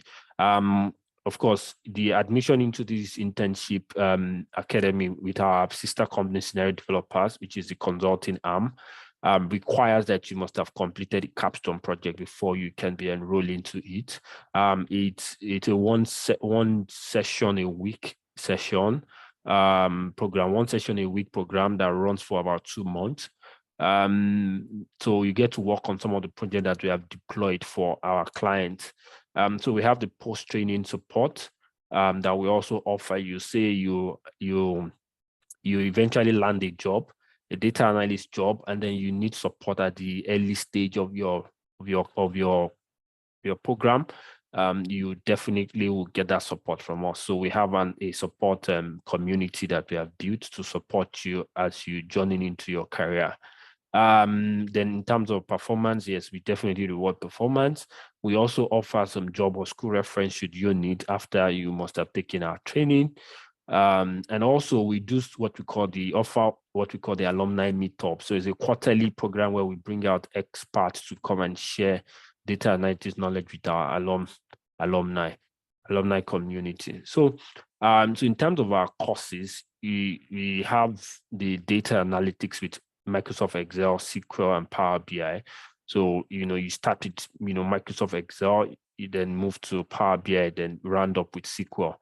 For the physical class, it runs for 8 weeks. For the physical class, it runs for 8 weeks. Yeah, this is actually not. So this is actually not correct. I need to correct this. So our physical class weekend runs for 8 weeks. Our weekend physical class runs for 8 weeks. I don't know, Tosin, do you have the correct slide? Can you project it? Hello, Tosin. Okay, yeah, you can just continue while I try to check it from my file. Okay, all right. So the physical class runs for 8 weeks, and it's Saturdays 9 to 5. As a physical class of data analytics program, it runs for 8 weeks, 9 a.m. to 5 p.m. 8 Saturdays only.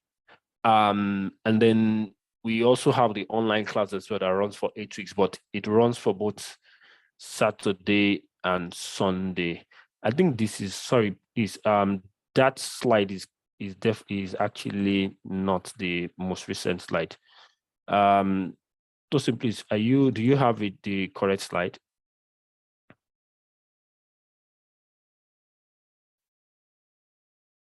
Hello, Tosin. Tosin, are you there? Yeah, I'm here. Do you have the correct slide? For the physical class or the entire slide? Do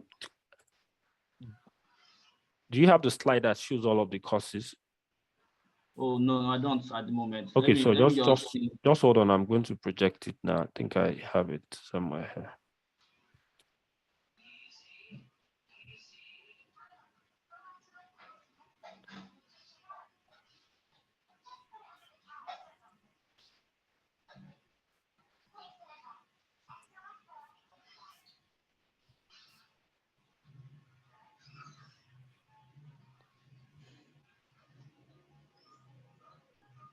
All right, so I think this is the correct slide. All right, so this is the correct slide. All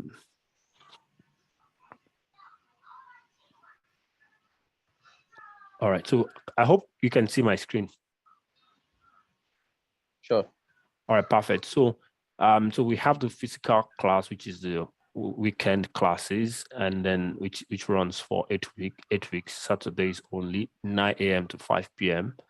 And then we also have the online class that runs for 8 weeks as well. But this is both Saturdays and Sundays, 4:30 p.m. to 7 p.m. And then you have the cost there at 75,000. But as well as the physical class is 150. But should you be interested in paying now, we can offer you a discount of 20,000. Take 20,000 off, so you can pay 130,000. So should you be interested, you can write to us, and then we'll send you the discount code that you used to pay. You can email us or message us, and then we'll send you a discount code to pay. So that is for the data analytics class with Microsoft Excel, SQL, and Power BI. So your journey will start with the Excel class, then you move into Power BI, and then round up with SQL. So we also, offer the data science. Sorry. Yes, please go ahead. Does the payment promo code applies to just the new intake? Can you say that again? Does the payment promo code only apply to new intake? Yes, it does. Because I registered already. So yeah, so I think the payment code applies if you are paying outright payment. Okay. Yeah, it does apply if you are paying outright payment. So that's the only time the promo code applies. If you're paying outrightly, but if you intend to pay instrumentally, then the discount does not apply. If you intend to pay instrumentally, the discount will not apply. So these are the courses we offer, and then we also offer the data science course, which is data science and machine learning course with Python. So we help you understand the basics of Python, and then transition into Python for data science. So Python is a tool that can be used for several things, including application development, game development, software development, data analytics, data science, machine learning, and other things. So we particularly focus on using Python for data science and machine learning. We start with basics of Python, introduce you to some of the data science libraries. Python libraries for data science or data analytics, including NumPy, Pandas, Matplotlib for data visualization, Pandas for data transformation, and the like. So, and then move into, showing you a couple of regression techniques and how organizations use it to understand their business, to make predictions, and to make better decisions. So we offer the data science class as well. It runs for 6 weeks, Saturdays and Sunday, online class only. And then it starts from 5 to 7 p.m. Should you also be interested in the weekday class, we also offer the weekday class for data analytics, but we do only conduct the SQL and Power BI class in class. But we offer you a video recording of the Excel if you intend to learn Excel. But for the weekday class, we likely focus on SQL and Power BI. So in the class, it runs from for 2 weeks, Monday to Friday, 9:30 to 4 p.m. So this is for people who want to quickly wrap up the program as quick as possible. So more like a kind of intensive boot camp that runs for 2 weeks. So that's all about the the courses we offer. We also have the advanced program as well as financial modeling. So if you're interested in any of these courses and you're willing to pay outrightly, you can reach out to us through any of these numbers, and then we'll be happy to attend to you. So you can take question if you have question. Please, you can still take more question. I believe our speakers are still on the call. For these physical classes for 2 weeks, is it open to beginners, for someone that's just trying to learn from the beginning, this 2-week class? Yes. So like I said, the 2 weeks class, for this 2 weeks class, what we'll do is that we'll give you a video of Excel class to watch. Excel will give you an easy transitioning into Power BI. So if you understand Excel properly, then Power BI will be easy for you. Just like Power BI brings a lot of flexibility into data analytics. So and that's where the world is going towards. So the Power BI is going to run from 9:30 a.m. to 4 p.m. for 5 straight days. So it's an intensive program, right? And then the SQL also will run for another 2 weeks. And then after that, we then, introduce you to the project that you have to do, right? And then once you're able to do the project, you can also join the internship academy. So you can also, build other projects that we have built for our clients where you get to work on real data in terms of, when I say real data, so it's not like in the class, you won't work with real data, but there will be more of anonymized data or fictitious data, right? But in the internship, you get to work with real data, like real organization data, where you see real organization data. Of course, you would definitely sign some confidentiality agreement in terms of data confidentiality. So, but you get to work on real data, right? And then some of the requirement that comes from our clients. So, like I said, the 2 weeks is definitely intensive. So, in fact, it even most likely, will give you a lot of leverage. Yeah, so Muritala, yes, you can reach out to us. Yeah, so using our line. So I'm gonna show it again. So these are line. So you can, these are email, these are phone number, and then this is our email address. You can also check our phone number or chat us on WhatsApp. If you go to our website, you see the link to chat us on WhatsApp. Okay, thank you. Yeah. Is there any question? Somebody mentioned communication channel, so I'm sharing it already. I hope you can see. All right. So any other question, could be data related, analytics related, cost related, or whatever question it is that you have, please feel free to ask.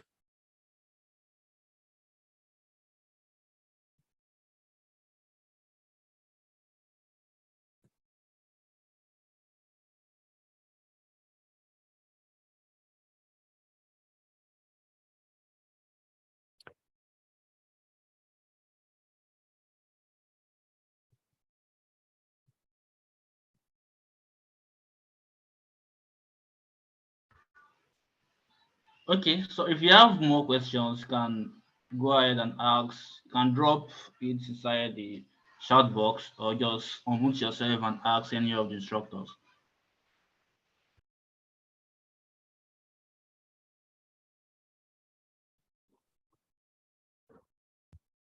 Hello. Hello. Yeah, please. Yes, please go ahead. Good afternoon. Afternoon. I'd like to know if there's a tool that you use to describe the data. Because I know that, yes, sometimes, just like how, there's a description, because you can have like pictures, graphs and all that. But then is there something that a tool that interprets what, what has been retrieved? Do you understand what I'm saying? Yes. So so there are a lot of tools. Almost every tool that you have in data analytics can actually, help you to describe your data. So so take, for example, Power BI. If I import my data into Power BI, I can check the type of data that has been imported and then do a bit of transformation using Power Query, right? So Power Query is that tool that you can use to actually describe your data and as well as do further transformation. So if I go to Power BI and I import some data, I can, I can, the moment I import the data, instead of going to the canvas, I can rather go to what transform data. So that will take me to the Power BI, Power Query, the Power Query aspect of the Power. Sorry to interrupt. Is it too late to just because I don't think that was done. Was it done while doing the presentation? Yeah, so that's why I want to see. Let me see if I can do something similar for you here. So if I go to Excel, I want to pick a data from Excel. Let me see if I can pick a data from somewhere here. This is coming.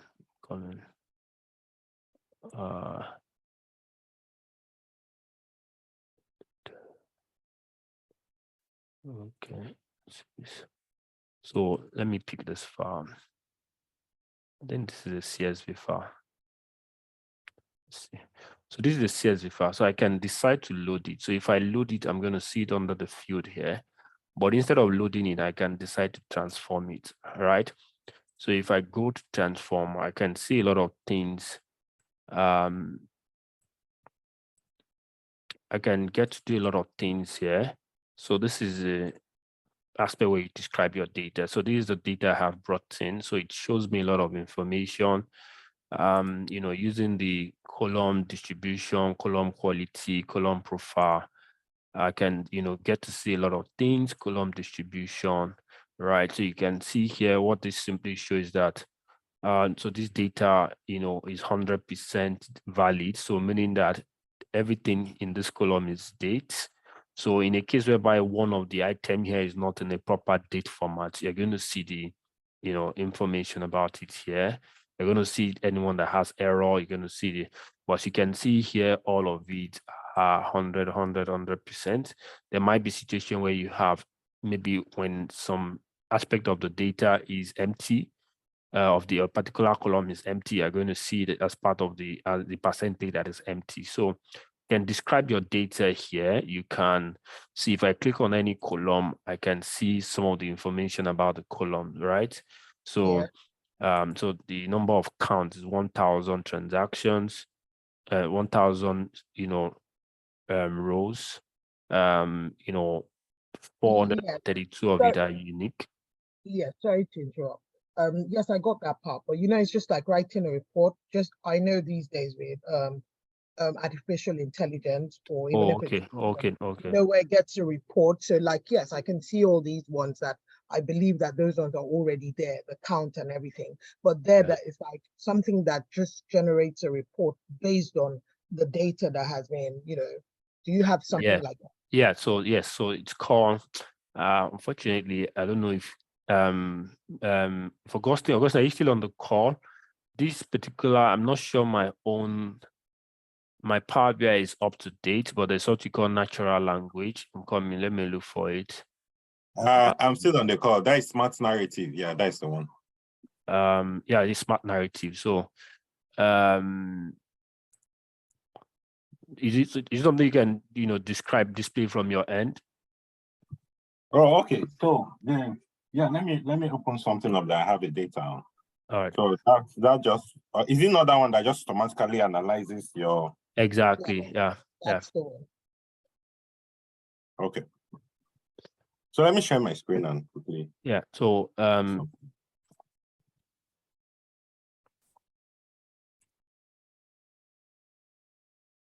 okay, so HFO, how much can someone pay if they want to pay installment, and on what duration can they make the payment? So depending on the, okay, somebody has answered the question. All right.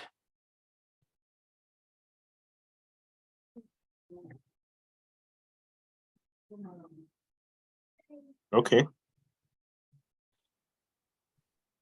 Yes, you can go ahead and share. All right.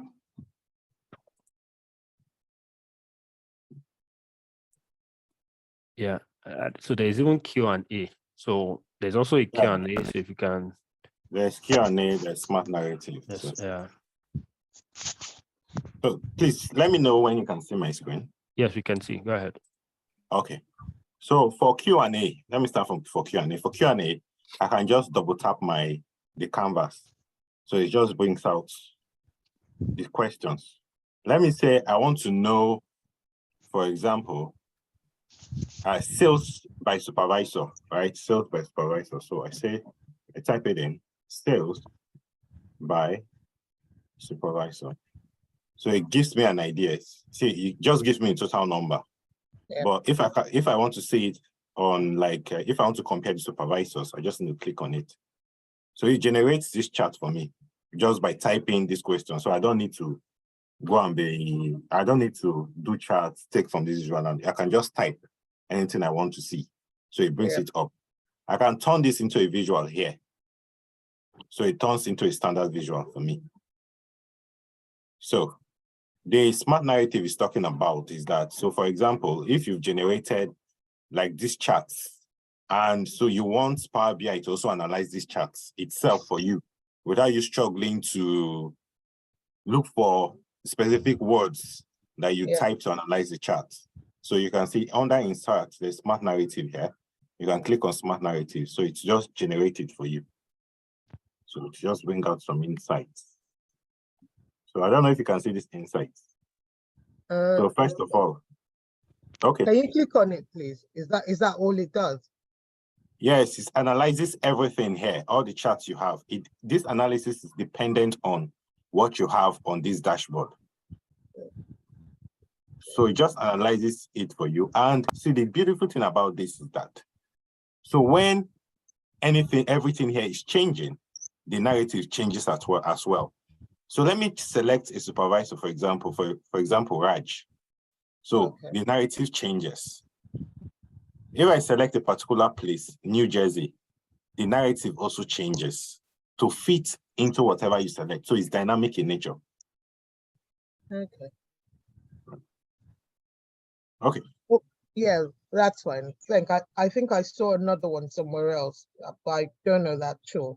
So if it's this one, okay, I'll just research it. That's fine. Thank you so much. All right. All right, thank you. Any more question?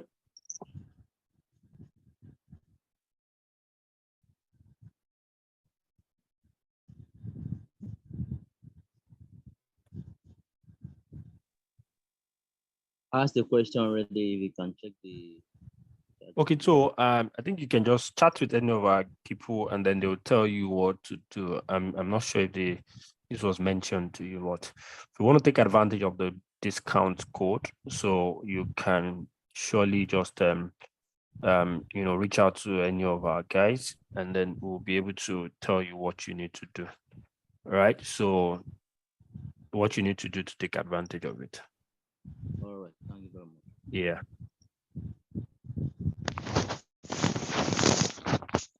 So any more questions from anyone before we go? Data related, non-data related, some meat, something that you're not clear about and just need some clarification about, please. Yeah. Hello. Okay, how's your performance rate? I know you I think you've been doing it for a while. What's the success rate of the people? Because I know that yes, we can do all these training, but then when we look at the performance as in people getting jobs, I know that you have to keep on applying or things like that, and then nobody, because interviews, it's still about people's performance. But when you look at it based on the training and you compare, because there are other schools as well or Yeah. training centers, what's your success rate? Okay, so like I said in the beginning, so when you we are largely expert-led. So I have near 10 years experience as a data analyst, and I currently work for a UK company called S3 as a BI developer. So I kind of have an idea of what it requires before somebody can actually break into data analytics. So the truth of the matter is that so what we likely focus on is to ensure that people get the necessary knowledge they need before we can say that they can start applying, right? So it doesn't mean that you cannot start applying after you do it, but if we are being honest with ourselves, there's a level of knowledge that you need to have. So that's why the journey is beyond just putting you in class. If a company writes to us and say they need us to recommend someone, we'll rather pick up someone from our internship academy and recommend than somebody who just Can't hear you any longer. Hello, can you hear me? Yes, I can hear you. I just put it Yeah. on mute, but I So can hear you. so you can see the journey is longer than you actually thought, because the truth is that 8 weeks or 8 months, it may not even be enough for you to break into data analysis, depending on how serious you are, right? Or your commitment. So from your end, commitment and diligence, from our end, we ensure that we take you through all of the necessary things that will prepare you for the internship academy. And then you have a hands-on first-hand experience of what it means to develop a project for a client, right? And once you have that knowledge and you're able to speak about it, then the rest is history. So in terms of success rate, I can tell you, maybe unfortunately we don't speak so much about our testimonies, right? But there's something, let me look for it if I can show you. I'm not sure I have it there. But we have a bunch of testimonies that we can give you. And the truth of the matter is that in terms of being honest, it still lies a lot on the individual. So not just us, right? It lies a lot, so much on the individual in terms of how much effort they are willing to put it, see it through, go through the entire learning program, as well as, joining the internship academy, and then we can then tell, okay, good, you're very good to go, right? You're good to go, and then you can pick up a job now. So I can tell you in terms of those that we have watched closely, when I say people who has actually gone through the entire pipeline, it's safe to say that the success rate is maybe 80%, and we can give you people you can speak with, right? Some of the beneficiaries that you can speak with, and then they'll tell you their experiences. At the same time, we can also share with you some of the feedback that we get from some of those guys. We are trying to be intentional about testimonies, you know, in the academy. So very soon we'll start, you know, putting a lot of our testimonies out there. But you know, the truth is that we are really a serious-minded organization, and then we know what it takes to get results, and then we ensure that you go through that process, regardless of how rigorous it may be. Okay, so when you say 80%, you're saying 80% of how many people? Sorry, you know, it's still, you are giving figures. Remember I mentioned, so let's say we have, let's say we train 1,000 people in a particular year, right? So there's a capstone project at the end of the training. The capstone project, you have to run it yourself. The result of that capstone project will determine your admittance into the internship academy. Okay. And then you join the internship academy. So the enrollment rate into the internship academy, so beyond just enrollment, is also acceptance. Though we are always ready to bring in everybody who enroll, you know, provided that you complete the internship and the capstone project. So, but in terms of enrollment rate, maybe, you know, pretty much, you know, around 40%, right? So let's say we train 1,000 people, and then we have like, you know, 400 people enroll. So when I say 400, so it's not like everything comes as a bulk. There are different cohorts, right? Yeah. So, so out of those 400 people, though I think 1,000 might be exaggeration, but out of those 400 people, or that 40%, so maybe the enrollment rate is about 75%, 80%. The success is about 75%, 80%. Okay. Yeah, is that clear? Yes, but like once you start putting out your testimonies and everything, then because I know what I'm just trying to say is that there are always a lot of training, you know, that is easy, you know, training, but it's more the success rates really pushes, you know, that's also a good thing. So it'd be nice to see that. Yeah, I think without mentioning names, I can tell you there are a lot of people who has gone through other training institutions that has, you know, later on, and they ended up coming back to us. You know, reason being that, one, the audience that you are training matters in terms of the size of the audience is the number one thing. So we try as much as possible not to go beyond the certain limits so that we'll be able to handle everyone, right? So that's the number one principle in terms of the, you know, on the list of our guiding principles. Number two, like I said, everybody who is training for us, they are experts in different organizations. And the thing about us is that we try to overdo it, right? So we know that, yes, the time is limited, the curriculum is limited, but because we know this is what you may need, we know this is what you may need, because the truth is that we get, even within our organizations where we work, we get requests to recommend people, right?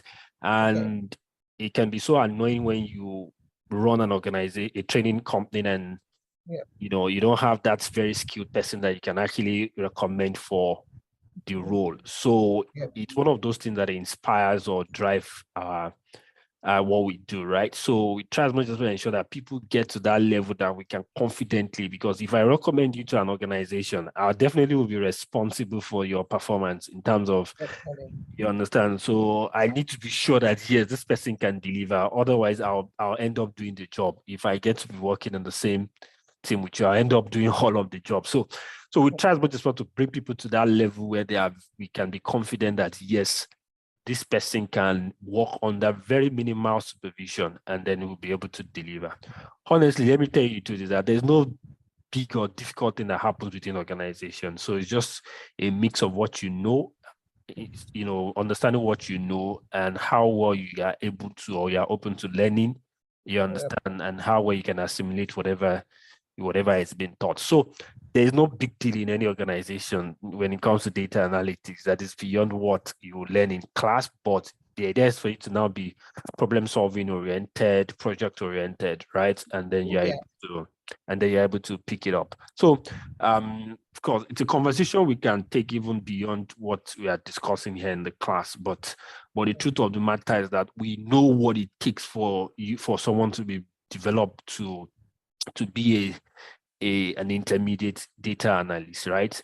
And we even break down the entire landscape for you before you even start your program, because the landscape cut across, what is my role? What is your role? What is the role of a data analyst? What is, let me see if I can quickly share something here.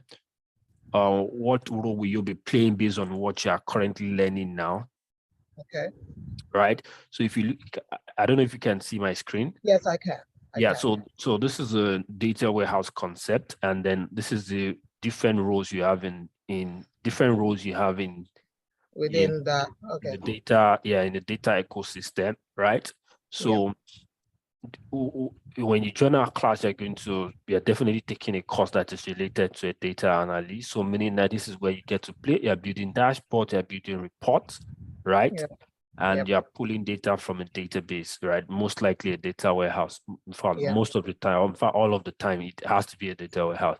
However, we help you to understand the concept behind how data is being integrated from the different organization systems into the data warehouse, more like a data consolidation process, right? And then, whose role is that? It's a role of a data engineer or a BI developer. So usually most of the time, a BI developer plays both roles, right? And then, but as an entry-level person, you're a data analyst and you have no business with whatever is happening here, right? All you just used to come is to report from the data that you're able to pull from the database. So, but we try and help you understand what is happening within the team where you're likely going to work, so that when you get there, you will not be lost. You have an idea of what is happening, right? And in the background, you have an idea. You can fit in if you're even interested in, doing some of these things, right? You can even go ahead, take a step ahead to learn one of our advanced courses that will show you how you can do all of these things there within the this thing, because this layer is what you call the semantic layer, right? And it's very important. What happens there is very key to every organization. So these are things that we also help so that you can fit into the conversation that is happening within the organization. So even though it's not your role, but you have an idea because you are part of a data team, right? So in terms of the quality of what we offer, I can tell you it's beyond what we can describe personally. And this is, so I'm not boasting, but you can boast if you're, to be honest, if you're, yes, you can boast if when you boast, as long as whatever you're saying is true, then it's fine. So one more thing, sorry, it's because I know what is the rate of data analyst, right? Once let's say a trainee data analyst or a junior data analyst in Nigeria. So when you say rate, are you talking about salary, as in the salary? salary? Okay. So I think this question and contract. So you hardly get the so in the UK, US, Canada, we have a lot of contract roles. For most of the roles are contract roles. But in Nigeria, you see a lot of the full-time role rather than the contract role, right? Of course, it doesn't mean there are no contract roles, but you see a lot of full-time role, right? Because the truth of the matter is that for a contract role, so take for example, we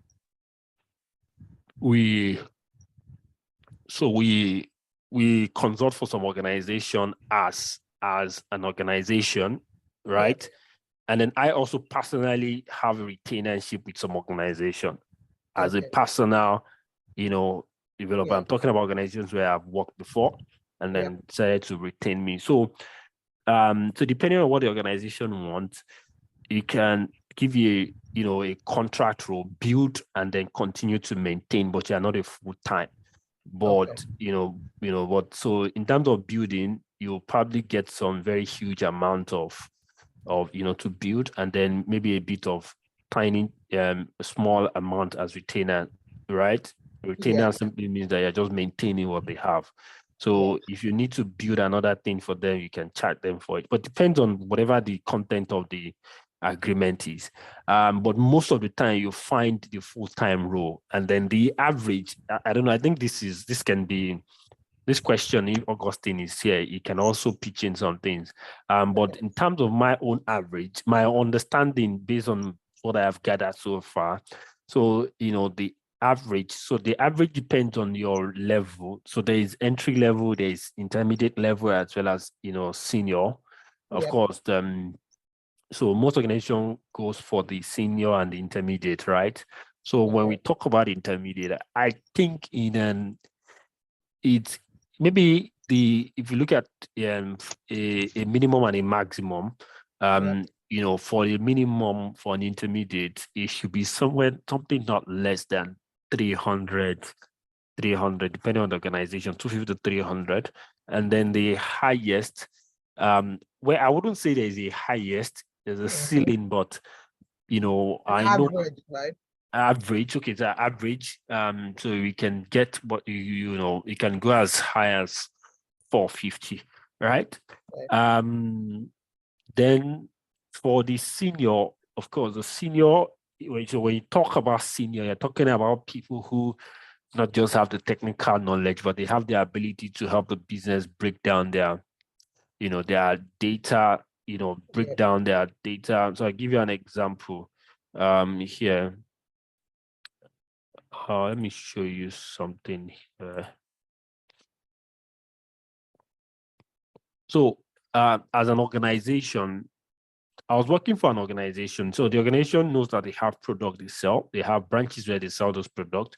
They have regions where they sell the product. They have mode of payment, right? They have distribution channels, but they know nothing about customer segmentation, right? About customer segmentation, market segmentation, right?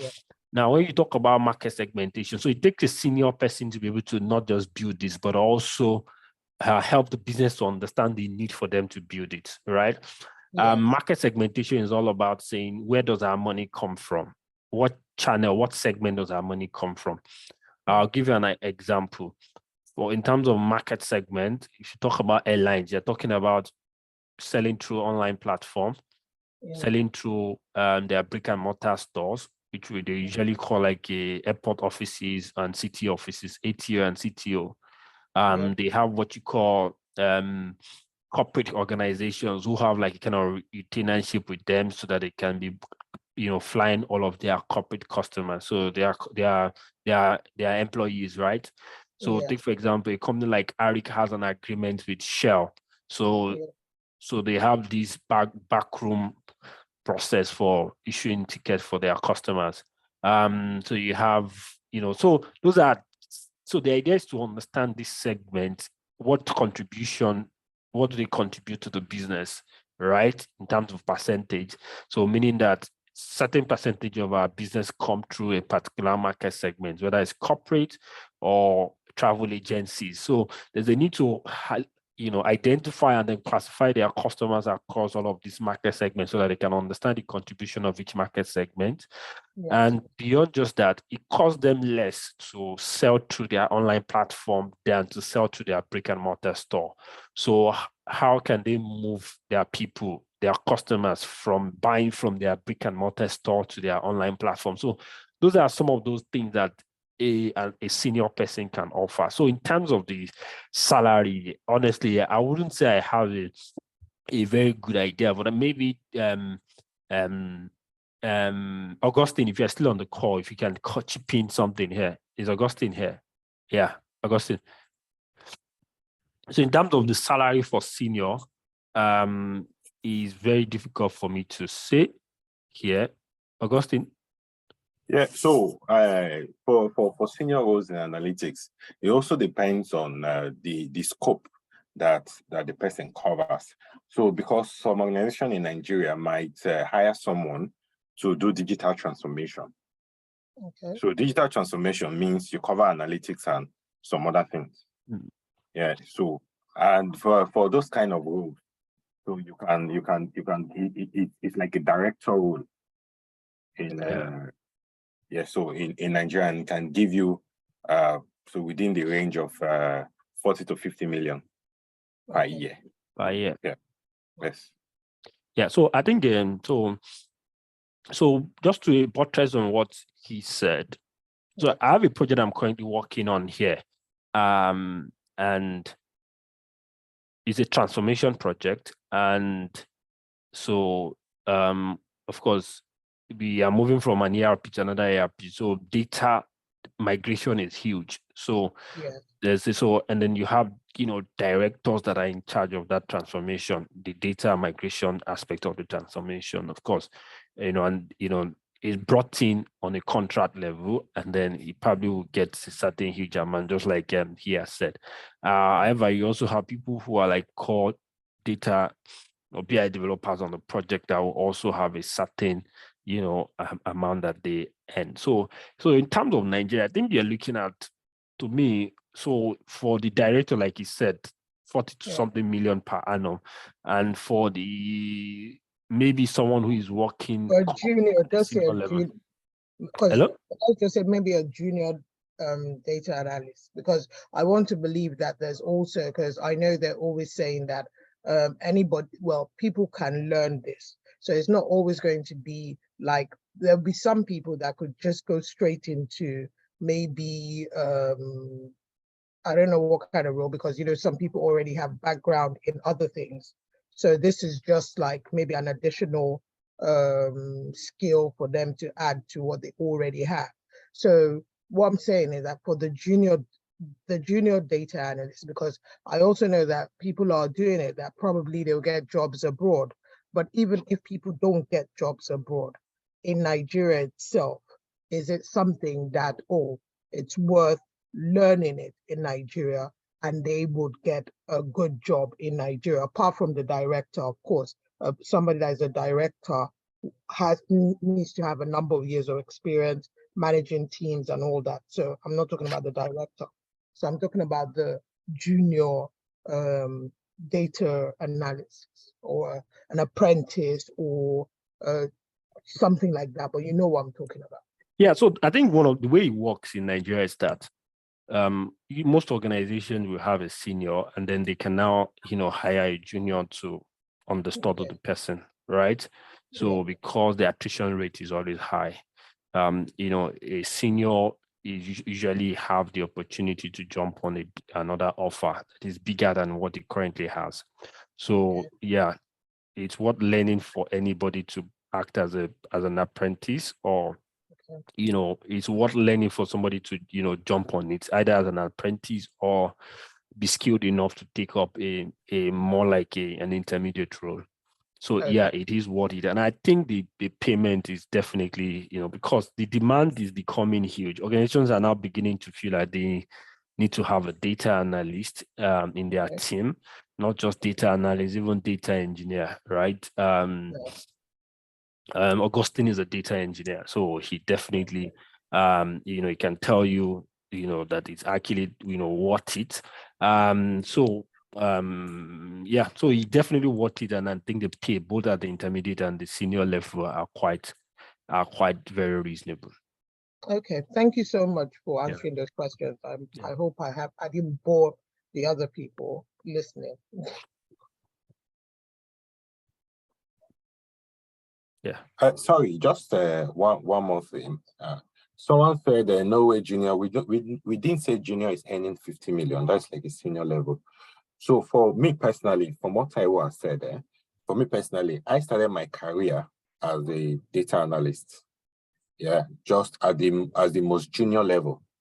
Like I started as a contract staff, as a data analyst back then. That was in 2013, where people are not even, where most organizations are not even looking at who are looking at data, even looking at data. They are not looking at it. They are not looking at the value that can come out from data. But from then, I've grown over time. This is around my 9 or 10 years in data analytics. So the team I started from as a junior, so at some point in time, I was heading that team. Okay. So in data analytics, the growth can be very, very fast because, as Taiwo said, the turnover rate is usually high. So in February alone, this is last month, I got calls from like 7 places. I'm talking about big organizations in Nigeria. I got calls from like 7 places that, oh, help us come and build our team. We want to build a team out to do data analytics and all that. Again, on my LinkedIn, I'm also getting some calls, even abroad, without even applying for them. So I can tell you that it's really, really worth it. All right. Let me just add to that. So so I was working, so the last 2 organizations I worked with in Nigeria before I relocated, I still work for them now. Like I still have retainership with them, despite the fact that they both have data analysts, which I recommended for them. So the reason is because those people are understudying me. Maybe they're not yet at that level where they can, we can fully hand over to them, because, some of the things involved is understanding the data that you're working with in terms of the data sources, the database of the ERP that they currently have, how to understand it and practice. So I could have, chosen not to retain my contract with them, but you understand, but because they still need that knowledge, right? So the opportunities is provided that you can, whichever stage or level that you're playing at, whether it's an intermediate or senior level, the opportunities are there, they are worth it. And I'm sure if they are able to find someone that is as solid as I am, they probably would have let me go, right? So the demand is high, the opportunities are there, and so it is definitely worth, hitting up. Okay, like I said, thank you so much. Thank you so much for the additional information. I'm really grateful. Thank you. Somebody just asked if is learning Python necessary. So Python is practically for unfortunately we didn't go into detail in terms of Python. So Python is a skill that you want to have in your arsenal as a data analyst, right? So let's say you have gone to the entry level, you are well set to, you can do a lot of dashboarding, reporting, you have a proper understanding of data and insight. Python is one skill you would love to have in your arsenal that can stand you out. What it does is that there are some complex data transformation that Power BI may not be able to do, but Python will be able to do that, and fast. And also Python is like the bedrock or foundation programming language for some advanced data transformation. Say, for example, if I'm using Azure Data Factory to do data transformation, data flow is the transformation tool in Azure Data Factory, but data flow itself has its limitation. So in terms of how it can handle complex transformation. So the solution there is to, connect to some big data, tools in Azure like Spark and the likes. And Spark itself is built on, let's say PySpark. PySpark is one tool that is used on Spark for complex transformation. So PySpark is built on Python. So if you know Python already, it makes it easy for you to use PySpark to do advanced data transformation on Azure Data Factory. So you cannot, there are a lot of, most transformation tools, third-party tools that we have, majority of them are built on Python, on the Python engine. So, Python engine. So it's a no-brainer. If you understand Python, your value will shoot up. You understand? So, but it doesn't mean you cannot do transformation or this thing without Python, but you need Python. And then when you also want to say you want to switch to become a data scientist, and you want to start building, machine learning models that can actually help in predicting data, predicting outcome of business. So if you have a knowledge of Python, in fact, you need to have a knowledge of Python before you can be able to do such.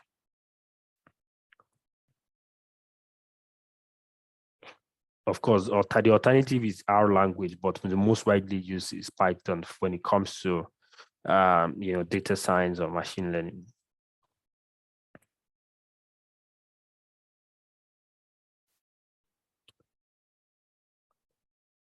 Yeah, so Jonathan, I hope that answers your question. Someone said with experience in SPSS, what are the chances? I don't know. What do you say? I'm not sure. I've never seen a job that requires SPSS when it comes to data analysis. So I think the earlier you can, make it transition, the better it is for you. Because my understanding that SPSS is likely used by people who are in research. So we are talking about core business functions that need report, and then you as a data analyst have to build report for them. So the earlier you can transition, the better it is for you.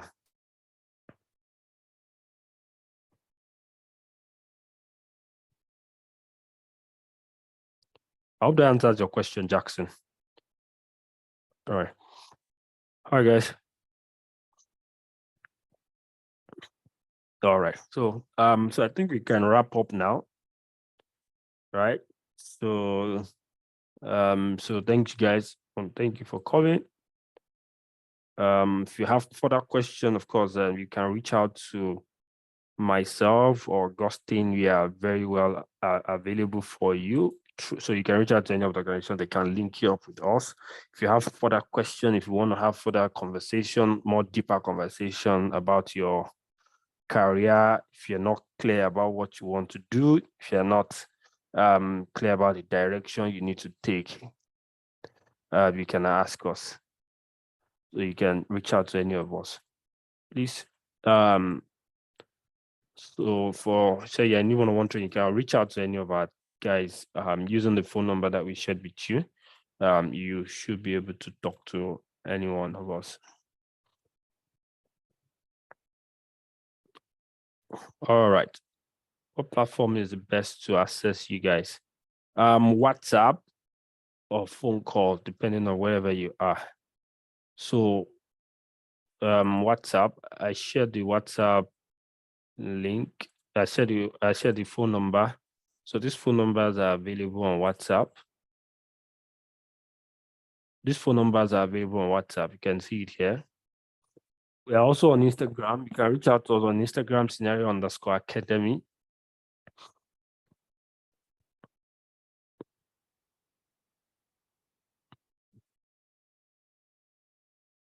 All right, thank you. Thank you for sharing the email address. So can please share the WhatsApp, the Instagram distance scenario_academy.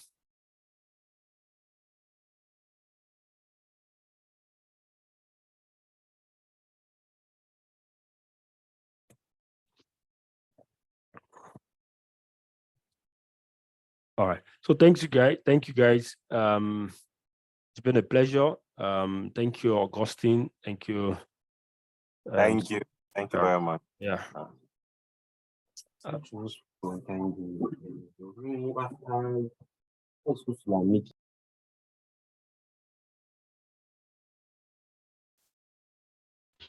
right, yeah, thank you so much, guys. Thank you.